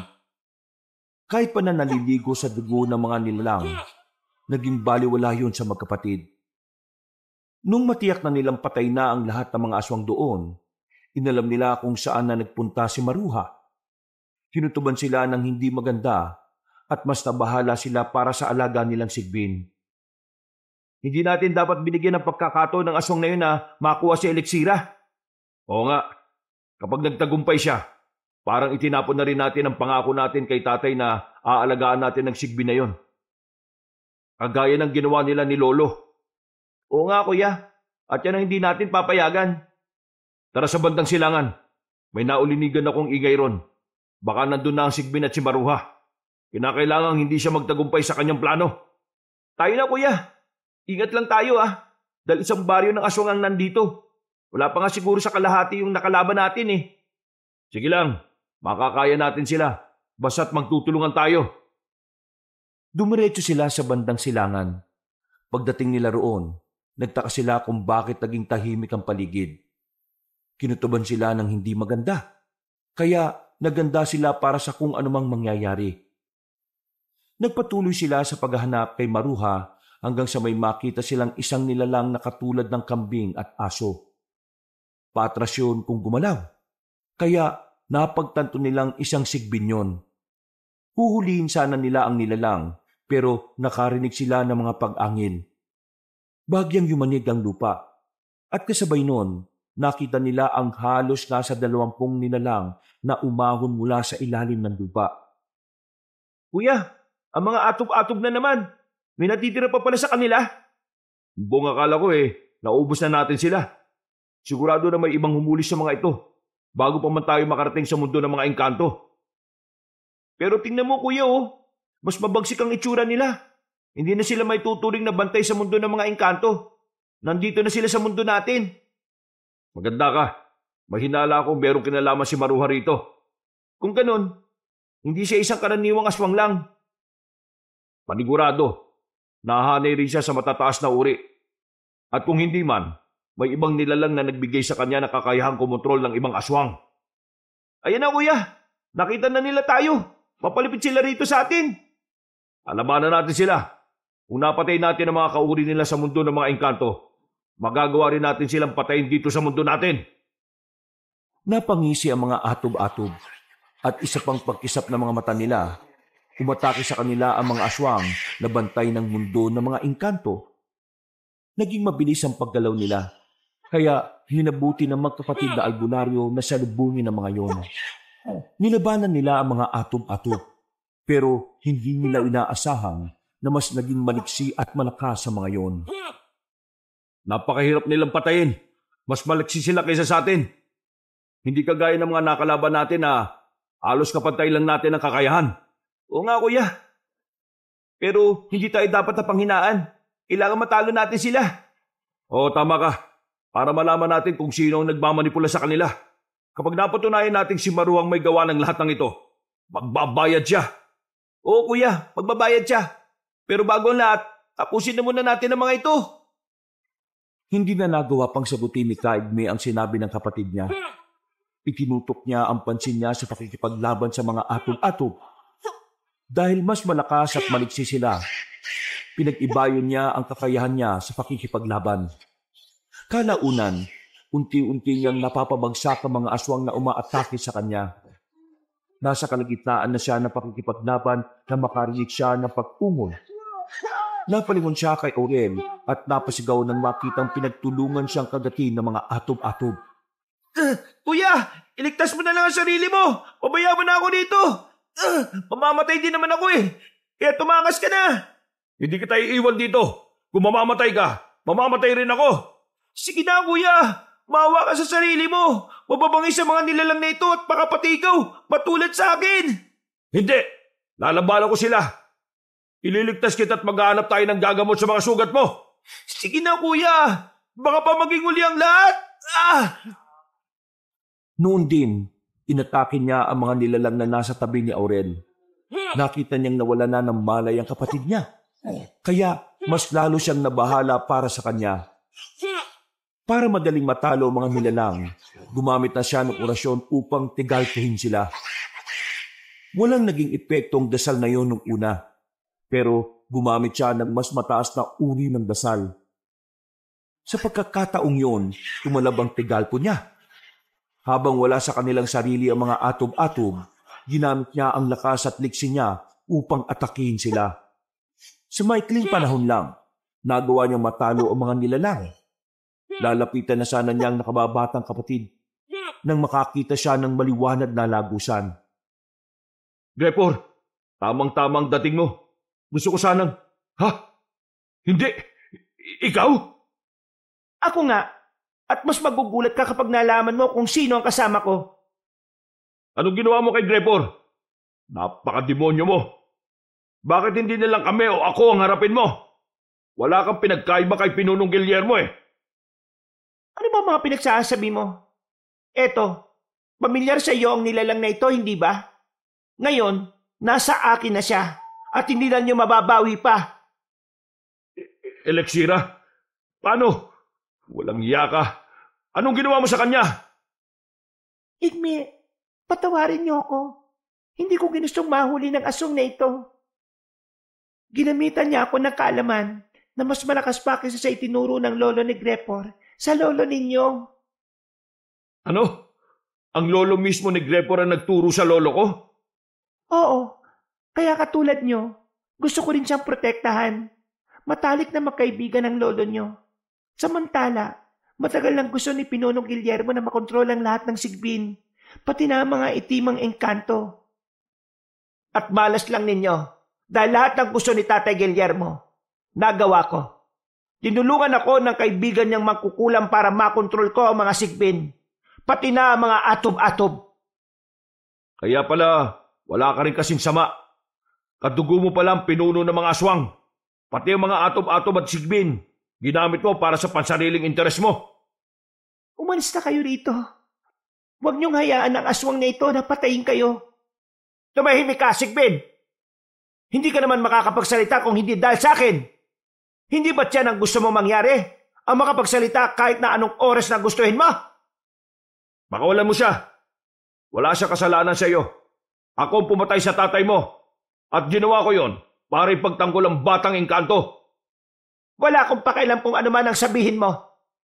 Pagkatapos ng lahat ng ito, lahat kayo mamamatay. Ikaw, Sigbin, inuutusan kitang atakin ng lalaking yan. Patayin mo siya para sa akin. Igme, umalis na kayo dito. Dalhin mo ang kapatid mo, bilis. Bago pa ako tuluyan. Masusunod, Maruha. Papatayin ko siya para sa iyo. Elexira! Huwag mong sundin ang babaeng aswang na yan. Huwag kang magpapakontrol sa kanya.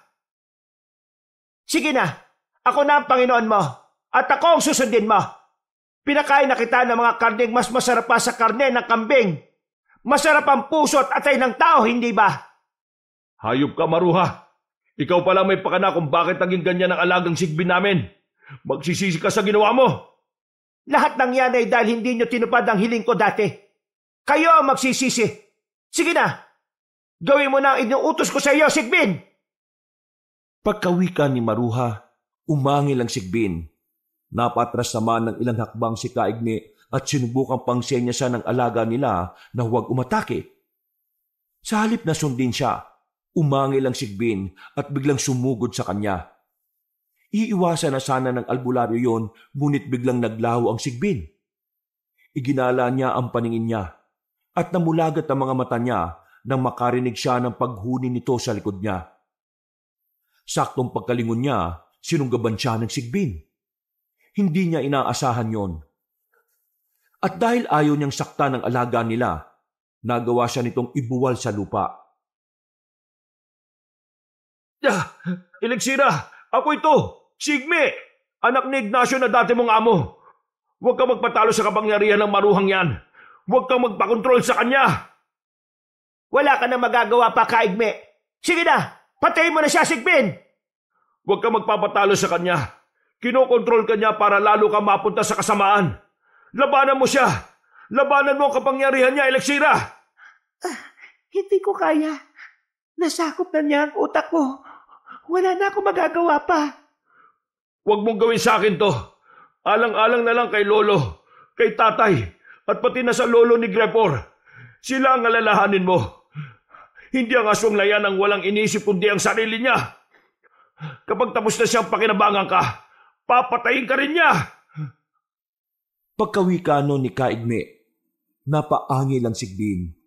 Mas naging mabagsik yun. At agad na sinubukan siya nitong sagpangin. Nasa ganong kalagayan sila nang marinig ng albularyo ang boses ng kanyang kapatid. Agad niyang naisip na bumalik na ang ulirat nun. Kaya, kahit labagman sa loob niya, itinulak niya ang Sigbin. Hindi naman nagpatinag ang nilalang hanggang sa biglaang itong matigilan. Sige, Kaigme. Ano na ngayon ang gagawin mo? Kuya, huwag mo akong intindihin. Kapag iniligtas mo ako, papatayin din nila tayo. Labanan mo na lang ang Sigbin niyan. Bahala na kung ano man ang gawin ng aswang na ito sa akin. Iligtas mo si Aurel. Tumakas na kayo rito. Bago pa man mahuli ang lahat. Maya-maya lang, hindi ko na talaga makukontrol ang utak ko. Sige na, habang may pagkakataon pa. Ano na, Kaigme? Ipakita mo sa akin ang kakayahan mo sa pakikipaglaban. Labanan mo ang Sigbin. At kung mananalo ka, hahaya ko kayo makalis dito. Huwag mo kong latsin, aswang. Labanan ko man o hindi ang Sigbin. Parehong kapalaran pa rin ang mapupuntahan ko. Ngayon, wala akong ibang pinipili kung hindi ang labanan ka. Isa kang hangal, Kaigme. Sige, lumapit ka. Pero bago ka pa man makasunggab sa akin, babalik ko na muna ang leg ng kapatid mo. Ako ang labanan mo, aswang. Sige, maglaban tayo kung yan ang gusto mo. Tumahimik ka. Puro ka na nga kagat ng mga atob-atob eh. Huwag ka magmagaling. Sigbin, alam mo na kung ano ang gagawin mo. Umangil ang Sigbin. At nang makita ni Kaigme na mas naging mabagsik ang itsura noon, inihanda niya ang kanyang itak. Alam niyang mas lamang pa rin ang Sigbin pagdating sa liksi. Pero kailangan niyang malabanan yon. Kung yun lang ang paraan para mailigtas din niya ang kapatid niya. Walang ano-ano. Tumitig sa kanya ang Sigbin. At sa isang pagkisap ng mga mata ni Kaigme, umatake ang nilalang.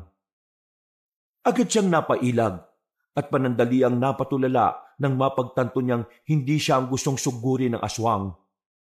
Napalingon siya at nakita niyang sumugod ang Sigbin kay Maruha. Naglaban silang dalawa, kaya nagkaroon ng pagkakataon si Kaigme para lapidan ang kapatid niya. Aurel, ayos ka lang ba? Mukhang hindi maganda ang lagay mo ah. Nangingitim na ang mga sugat mo. Sandali, hahanapan kita ng halamang gamot para riyan. Mamaya na, kuya. Sa ngayon, kailangan natin gamitin ang pagkakataon. Tumakas na tayo bago pa man maibaling ni Maruha ang pansin niya sa atin.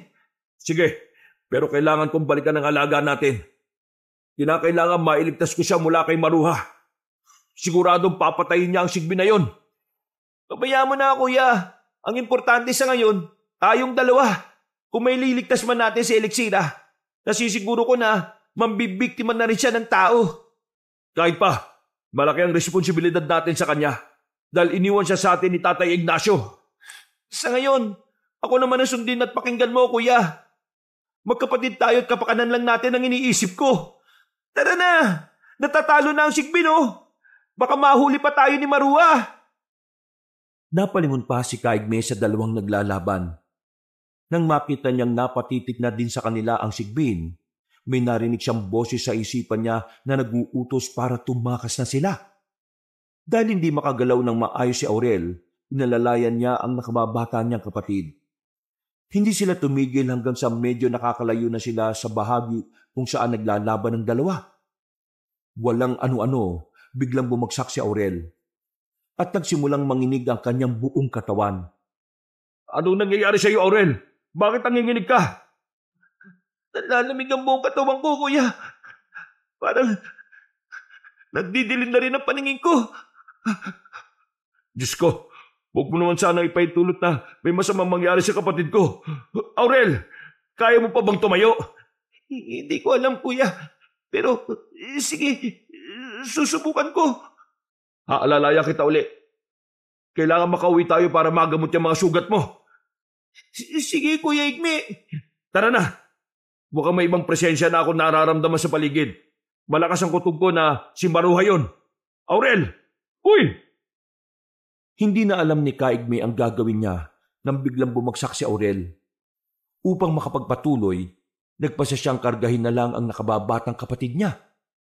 Nasa kalagitnaan siya ng kanyang paglalakad nang makarinig siya ng kaluskos. Alam niyang malaki ang posibilidad na sinundan na sila ng aswang. Kaya hinugutan niya ang kanyang itak. May naaninag din siyang nilalang na mabilis gumalaw. Kaya inambahan na niya itong tatagain. Subalit, saktong pagkaamba niya, tumambad sa kanya ang Sigbi na duguan at merong sugat sa tagiliran. Igme, pasensya na kayo. Hindi ko nagawang pigilan ang sarili ko. Pero saan kasing may humigop sa akin? Tapos, nang makalabas ako sa mundo ng mga engkanto, nakita ko si Maruha. May pinausok siya sa akin. At hindi ko na matandaan kung ano ang sumunod na nangyari. Malamang, may ginawa siya sa'yo na itinuro namang kukulam. Hinahabol nga niya ako. Ginamit ko lang ang tagabulat ko para makatakas kahit papano. Kumusta na si Aurel? Nawalan siya ng malay. Nangitim na ang mga sugat niya. At sa palagay ko, epekto yun ng lason mula sa laway ng atob-atob. Ang dugo ko. Kaya niyang kumontrol ng mga lason. Subukan mong pahiran nito ang sugat na kapatid mo. Kusa rin maghihilom ang sugat niyan. Sige, susubukan ko. Sana nga mawala ang lason sa katawan niya at tuluyan na siyang gumaling. Sinunod ni Kaigme ang sinabi ng Sigbin sa kanya. Pagkakuha niya ng dugo ng nilalang, ipinahid niya yon sa sugat ni Aurel. Makilipas lang ang ilang sandali, namangha siya nang makitang naghihilom na ang sugat ng kapatid niya. Mas natuwa pa siya nang makita niyang nagkamalay na si Aurel. Maraming salamat, Elixira. Bumalik na ang ulirat ni Aurel. Walang anuman, Igme. Sige, umalis na kayo at malapit na rito si Maruha. Sige na. Isasama ka na namin. Hindi ka na namin pwedeng iwan. Kakargahin na lang kita. Salamat, Elixira. Sumama ka na sa amin, dali. Baka tuluyan ka pang patayin ng aswang na yun eh. Tanggap ko na ang kapalaran ko. Sige na, umalis na kayo. Susubukan kong ilihis ang atensyon niya. Ililigaw ko siya. Hindi ako papayag. May pag-asa ka pang mabuhay. Hindi natin dapat sayangin yan. Mas pipiliin ko pang mamatay na lang kaysa maging uhaw at gutom palagi. Ayaw kong kumain ng karne ng tao. Ang importante sa ngayon, nailigtas natin si Aurel. Salamat sa inyong dalawa. Paalam. Maraming salamat din, kaibigan. Utak ko sa iyo ang ikalawang buhay ko. Nandiyan na siya. Sige na, tumakas na kayo, bilis! Napailing si Kaigme sa sinabi ni Elixira. Sa halip na tumakas, sinabihan niya si Aurel na bantayan si Elixira. Napahawak siya ng maigpit sa itak niya at nagmatsyag siya sa paligid. Walang ano-ano, may naaninag siyang mga mapupulang mga mata na papalapit sa kanila. Alam niyang si Maruha yon, Kaya sinabihan niya ang kapatid niyang itago ang sigbin. Ilang sandali pa, nakarating na sa tapat niya ang aswang. Mas naging buwagag ang buhok noon at nagtaka siya kung bakit nabalot ng maitim na enerhiya si Maruha. Tama nga si tatay. Kapag nakakain ng engkanto ang isang aswang, mas nagiging malakas siya. Kaya pala ganito ang pakiramdam ko. At sino naman ang engkanto na kinain mo? Huwag mong sabihin na nanalasa ka ng mga engkanto at ng biktima. Isa lang naman ang kinain ko. Bata pa siya. Kaya hindi ganun kakunat ang laman niya. Isa siyang lalaking engkanto. Napakademonyo mo. Anong ginawa mo kay Grepor? Wala kang kasing sama. Magkatulad lang kayo ng tatay mo. Sabihin mo na kung anong gusto mong sabihin. Alam ko naman na mahina ka eh. Bakit ba hindi ka nalang magpahawa sa akin, ha? Huwag ka nang umasa. Kahit kailan naswang, hindi ako magiging kagaya mo. Hindi ako kakain ng laman ng tao o engkanto para lang maging malakas. Ikaw ang bahala. Pero kung hindi ka lang naman din magiging isang alagad ko, mas mabuti pang patayin na kita. Napaangil si Maruha at inihanda ang sarili niya. Napatitig naman sa nilalang si Kaigme at nakita niyang naging kulay itim na rin ang mga mata ng babaeng aswang. Walang ano-ano, umatake yun sa kanya. Kaya agad niyang sinalubong ito. Nagsimula silang makipagpambuno sa isa't isa. At kahit na malakas at maliksi si Kaigme dahil sa bertud ng mutya niya, nagawa pa rin siyang masapawan ni Maruha. Ilang beses silang gumulong sa lupa, pero palaging nakakaibabaw ang babaeng aswang sa albularyo. Sinikap siya nitong kalmutin at sakali, pero naitabig ni Kaigme ang kanyang kamay. Habang nasa ganong sitwasyon, nakipagbangayan pa sila sa isa't isa. Tingnan mo, kahit anong gawin mo, hindi mo magagawang talunin ako. Mahina, Kaigme. Mas mabuti pang iwan mo na ang pag-aalbularyo at pagiging manunugis. Mamulot ka na lang ng basura! Hindi ako mahina. Sadyang nasobrahan lang ang lakas mo dahil isa kang demonyo. Demonyo na akong demonyo. Ang importante sa akin ngayon, mapatay ko kayo. Kung nung una, mababaw lang ang galit ko sa inyo. Pero nang malaman kong kayo ang pumatay sa tatay ko, abot langit na ang pagkamuhi ko sa inyo. Dapat lang sa kanya yon. Ang mga tulad niya ay dapat na mamatay. At kayo ang isusunod ko. Kahit saan pa kayo magtago, tutugisin ko kayo. Bakit? Sa palagay mo ba magtatago kami? Hindi. Haharapin ka namin at gagawin kung anong dapat sa iyo. Ha! Bago pa man nyo magawa yan, wala na kayong mga laman loob. Hindi pa tapos ang laban nating dalawa. Kahit na nasa ilalim ako, magagawa kitang talunin. Tatagayin mo pa ako? Ito ang dapat sa iyo. Aray! Ang kamay ko! Ang sakit! Sinikap pa rin ng lalaki na itulak ang aswang. Subalit, bago pa man niya magawa ang binabalak niya, tumayo na ang babae at binuhat siya. Napasigaw na lang si Kaigme dahil doon. Sinikap pa niyang magpumiglas pero ibinalibag siya ng aswang. Tumilapon siya sa hindi kalayuan at naging masama ang pagbagsak niya. Nasa ganong sitwasyon siya nang makita niyang papasugod sa kanya ang aswang. Nakailang hakbang pa lang si Maruha nang bigla siyang natigilan at napako sa kanyang kinatatayuan. Namulagat na lang ang mga mata ni Kaigme nang makita niya si Grepor na papalapit sa kanya. Grepor? Buhay ka! Ang buong akala ko kinain ka na ng aswang na yan. Hindi po ako. Pero ang isang batang engkanto na nakilala ko roon, nandito po ako para ipagiganti siya. Mabuti na nga lang po nakapagtago kaagad ako Nasaksihan ko kung paano niya kainin yon. Talagang napakasama niya. Dapat na siyang mawala sa mundong ito. Sandali, tatayo ko. Pagbabayarin natin siya. Ako na pong bahala. Malapit na magumaga at sigurado ko na mas magiging mahina pa po siya. Anong binabalak mo, Grepor? Tingnan na lang po ninyo, Kaigme. Bahala na ang kalikasan sa pag-uusga sa aswang na yan. Ikinumpas ni Grepor ang kamay niya at napako ang titig ng albularyo sa aswang. Ilang sandali lang, may mga malilit na ugat na lumitaw mula sa lupa. Unti-unting gumapang ang mga yon patungo sa paa ni Maruha. Sinubukan ng babaeng aswang na magpumiglas. Pero kahit na anong gawin niya, hindi siya makakawala roon. Noon din, lumapit si Kaigme at Grepor sa aswang. Nakita rin ng albularyo ang nakababatang kapatid niya na papalapit din sa kanila.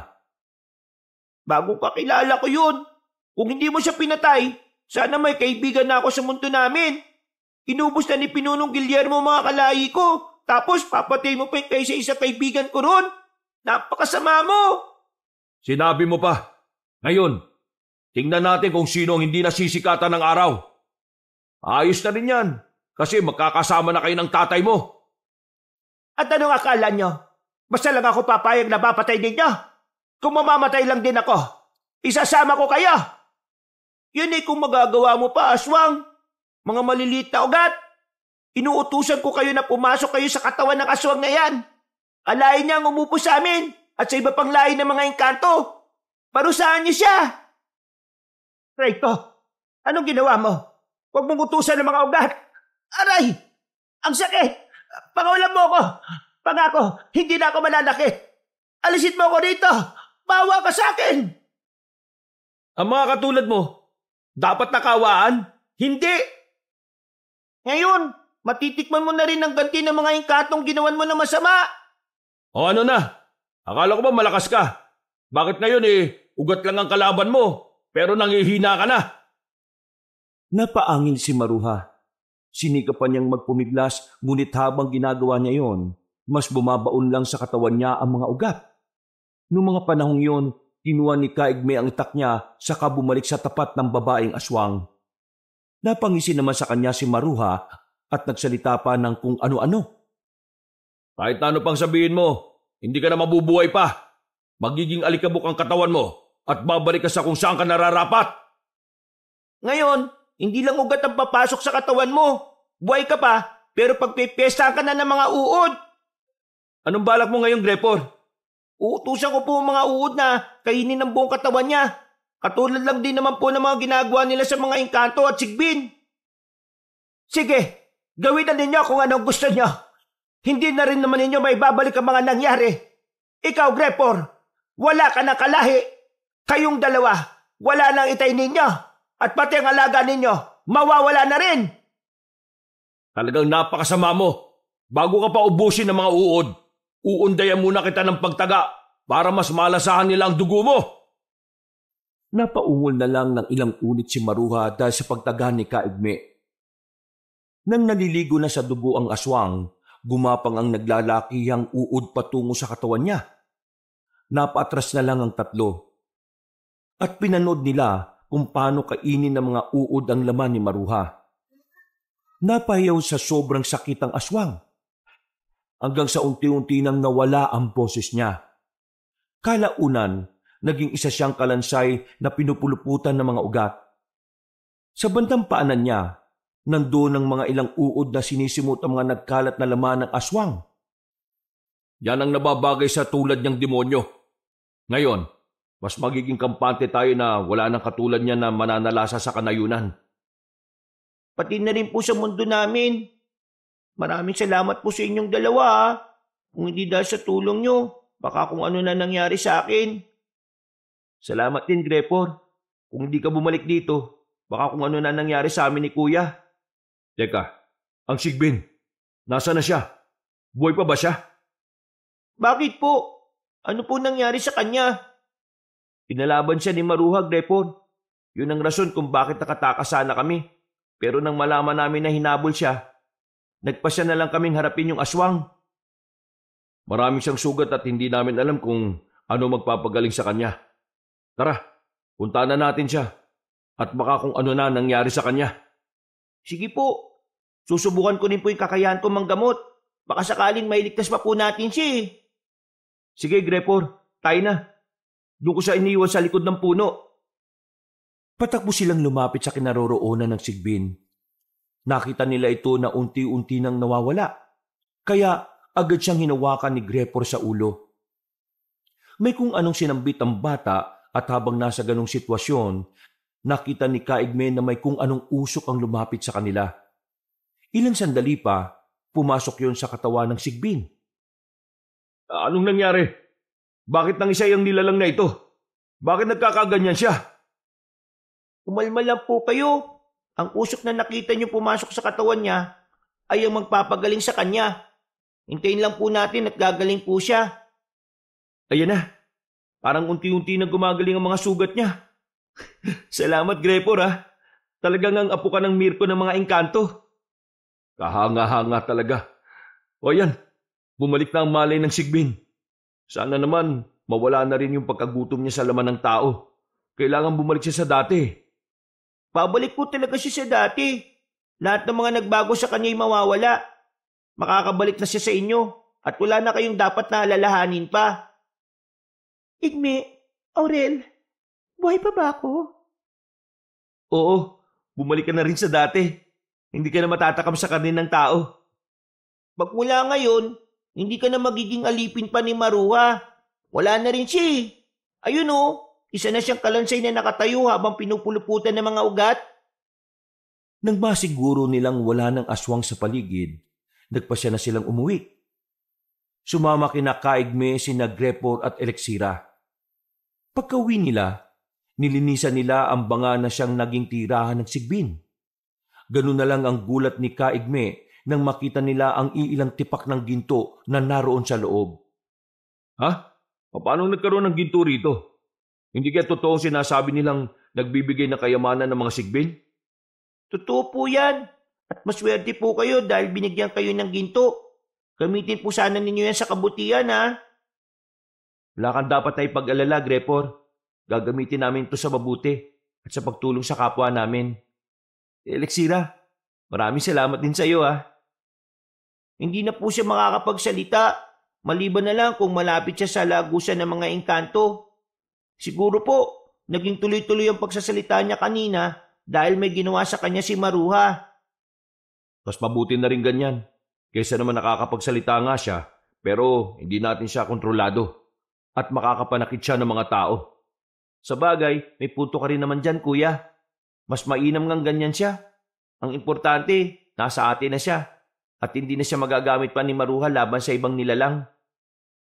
Ibinalik nila sa lumang banga ang Sigbin. Noon din, napagpasya nilang tatlo na magpahinga na muna. Dahil sa matinding pagod na nararamdaman nila, ay mahimbing sila sa kanilang pagtulog. Kinabukasan, pagkagising ni Kaigme at Aurel, wala na roon si Grepor. Hahanapin pa sana nila yon dulot ng pag-aalala nila, pero pareho silang nakarinig ng pagpapaalam nito sa kanilang isipan. Ngayong nakabalik na si Grepor sa kanilang mundo, ipagdasal na lang natin na maging payapa ang buhay niya ron. Sana, dumating ang araw, makita pa rin natin siya ulit.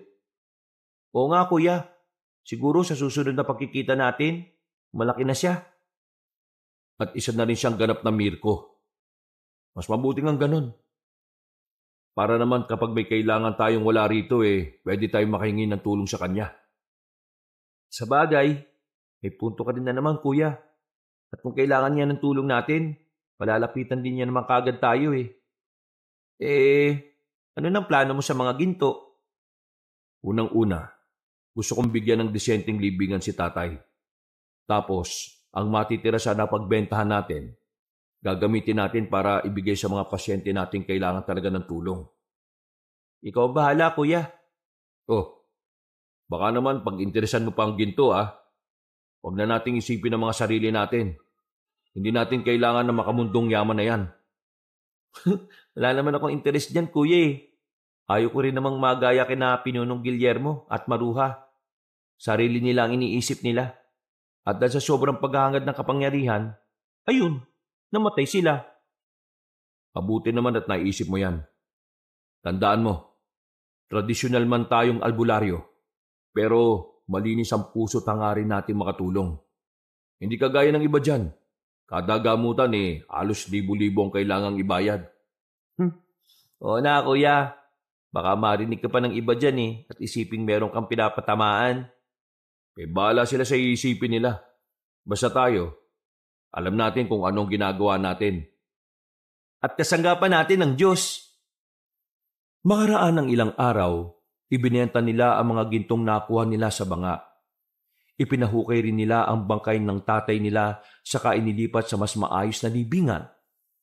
Nagtayo na rin sila ng kanilang bahay gamutan upang maging organisado na ang kanilang panggagamot. Ang natirang pera naman nila, ibinigay nila sa mga taong nangangailangan. Natuwa ang magkapatid na albularyo dahil kahit na papaano, nagawa nilang pag-aanin ang buhay ng ibang tao. Isang araw, habang abala sa kanilang panggagamot, may isang binatang lumapit sa kanila. Bigla itong nangisay at nandisik ang mga mata. Sinasapian siya. Mukhang malakas ang nilalang na nandyan. Anong gagawin natin, kuya? Parang hindi natin kakayanin ng nilalang na yan, Mas mabuti siguro kung humingi tayo ng tulong kay Grepor. Aurel, ikaw nang pumunta sa puno ng balete. Sige, kuya. Mag-iingat ka dito, Huwag ka magpapatalo sa nilalang na yan. Ikaw rin. Baka kasi kung ano pa ang makasagupa mo ron. Bumalik ka kagad dito, Wala akong ibang alalay. Sige, Kuya Igme. Mauna na ako. Nang makaalis si Aurel, nagsimulang magwala ang sinapian.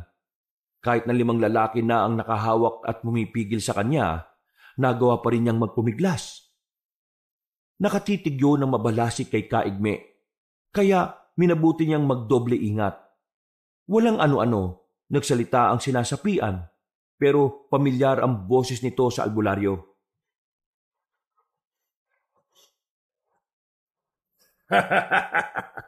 Nagkita rin tayo ulit, albularyo. Napakahina mo. Binigyan ka na ng yaman ng sigbin mo, pero mas inuna mo pa ang ibang tao kaysa sa sarili mo. Kung sino ka mang sumapi sa katawan ng binatang ito, umalis ka na. Kung hindi, sisiguraduhin kong hindi ka na makakasapi sa kahit na sino. Tuluyan na kitang papatayin. Hindi mo ba ako nakikilala? Ako si Guillermo. Wala ka nga talagang utak. Kung inaya mo kung mapatay ang batang Engkanto, buhay pa sana ako ngayon. Pati ang anak ko si Marua, pinatay pa ninyo. Dapat lang yun sa katulad ninyo. Mga salot kayo sa lipunan At hindi kayo dapat na binubuhay. Alam ko ba'y mabuti kang albularyo? Pero pumapatay ka. Katulad lang din kita. Masama ka rin. Demonyo! Ikaw ang demonyo. Lumayas ka na sa katawang ito. Kung hindi, susunugin kita gamit ang apoy ng Diyos. Kung ano-ano pa ang pinagsasasabi ng nakasapi sa binata. Dahil kilala yun ni Kaigme, naging madali sa kanya ang lansihin ng kaluluwa ni Pinunong Guillermo. Nasa kalagitnaan sila ng pag-uusap nang dumating si Aurel at Grepor. Huwag mo siyang pakinggan, kuya. Sinusubukan lang niyang guluhin ang isipan mo at pahinain ang loob mo. Tumahimik ka! Sa inyong dalawa, ikaw ang mas mahina. Sunod-sunuran ka lang sa sinasabi ng kapatid mo. Hindi ako mahina. At kung mahina naman ako, mas mahina ka. Hindi ka makakagawa niyan kung hindi ka sasapi sa mga inosenteng tao. Tama na yan. Panahon na para tuluyang kang tapusin. Ito na huli mong pagsapi sa mga tao, Pinunong Guillermo. Ito po, bote ito kapag ikinulong ang kaluluwa ng isang nilalang, hindi na talaga makakawala kahit na kailan. Maraming salamat, Grepor. Akin na. Kailangan makulong ang demonyong ito para wala na siyang masaktang iba. Ano ang binabalak mo sa akin? Huwag! Pabayaan lang ninyo akong pag-alagala. Basta, huwag lang ninyo ako ikulong. Pangako, hindi na ako sasabi sa kahit na sino. Hindi marunong tumapad sa pangako ang isang katulad mo, Pinunong Guillermo. Ngayon pa lang, dapat ka nang ikulong. Baka sa susunod hindi lang pagsapi ang gawin mo. Pati kaluluwa mo, kailangan na magbayad. Kung iisipin, ulang pa nga yan Pero yan lang ang magagawa ko para sa mga kalahi ko. Sa ngalan ng Diyos Ama, ng Diyos Anak, at ng Diyos Espiritu Santo, ikaw kaluluwang nakasapi sa binatang yan. Inuutusan kong iwan mo ang katawang yan at pumasok ka rito sa loob ng bote. Hindi ito maaari. Yan ang bote na ginagamit na kulungan ng mga masasamang engkanto. Hindi! Wag! Wala na siya. Ngayon, masisiguro nating wala nang manggugulo sa atin. Dapat lang sa kanya yun. Salamat, Grepor Kung hindi dahil sa boteng yan, sigurado ako na makakawala pa siya. Kaigme, pwede po bang akin na lang yung boteng yan? Gusto kong ako na mag-ingat yan. Pangako, hindi ko siya hayaang makawala. Sigurado ka ba, Grepor? Opo, kahit dyan man lang. Maramdaman kong nabigyan ko talaga ng hustisya ang mga kalahi ko. Sige, kung yan ang gusto mo, ibibigay ko na sa iyo si Pinunong Guillermo. Huwag mo siya pakakawalan, ha? Opo, pangako po. Ibinigay nga ni Kaigme sa batang engkanto ang bote kung saan nakulong ang kaluluwa ni Pinunong Guillermo. Malaki rin ang naging tiwala nila sa bata. Lalo pa at alam nilang malaki ang kasalanan ng aswang sa kanyang kalahi. Magmula noon, mas naging madalas na rin ang pagdalaw ni Gregor sa kanila. Hindi na rin naulit pa ang kaso ng pagsapi sa kanilang pasyente. Naisip pa nila na baka natakot na rin ang ibang elemento sa kanila. Ngayong medyo naging tahimik na ang nayo natin at wala na rin gaanong nagpapagamot sa atin. Mas mabuti na sigurong magretiro na tayo. Oo nga, kuya. Total naman, marami na tayong natulungan. At magkakaroon pa tayo ng panahon para sa mga sarili natin. Yan nga rin ang iniisip ko eh. Matagal na panahon din na ibang taong iniisip natin. Siguro, panahon na para isipin natin ang mga sarili naman natin. Ikaw, ano bang plano mo? Depende, kuya. Siguro, hindi pa naman huli ang lahat para makapag-asawa ako, di ba? Bayo naman. Pwede pa yan. Ikaw pa ba? Ikaw, kuya. May plano ka pa bang mag-asawa? Hindi na siguro. Wala na rin sa interes ko eh. Itutuon ko na lang ang pansin ko sa pag-asikaso sa mga kalupaan ni tatay. Hindi na natin kasi naasikaso yun eh. Ang Sigbin, ano kaya kung pakawalan na lang natin siya para naman maranasan niya ang maging tunay na malaya? Depende sa kanya. Pero bubuksan na lang natin palagi ang banga. Kapag bumalik siya, ibig sabihin, gusto niya sa atin. Kahit na malaya man siya o hindi, siya pa rin ang alaga nating Sigbin. O sige na, magpahinga na tayo. Sige, kuya. Wakas,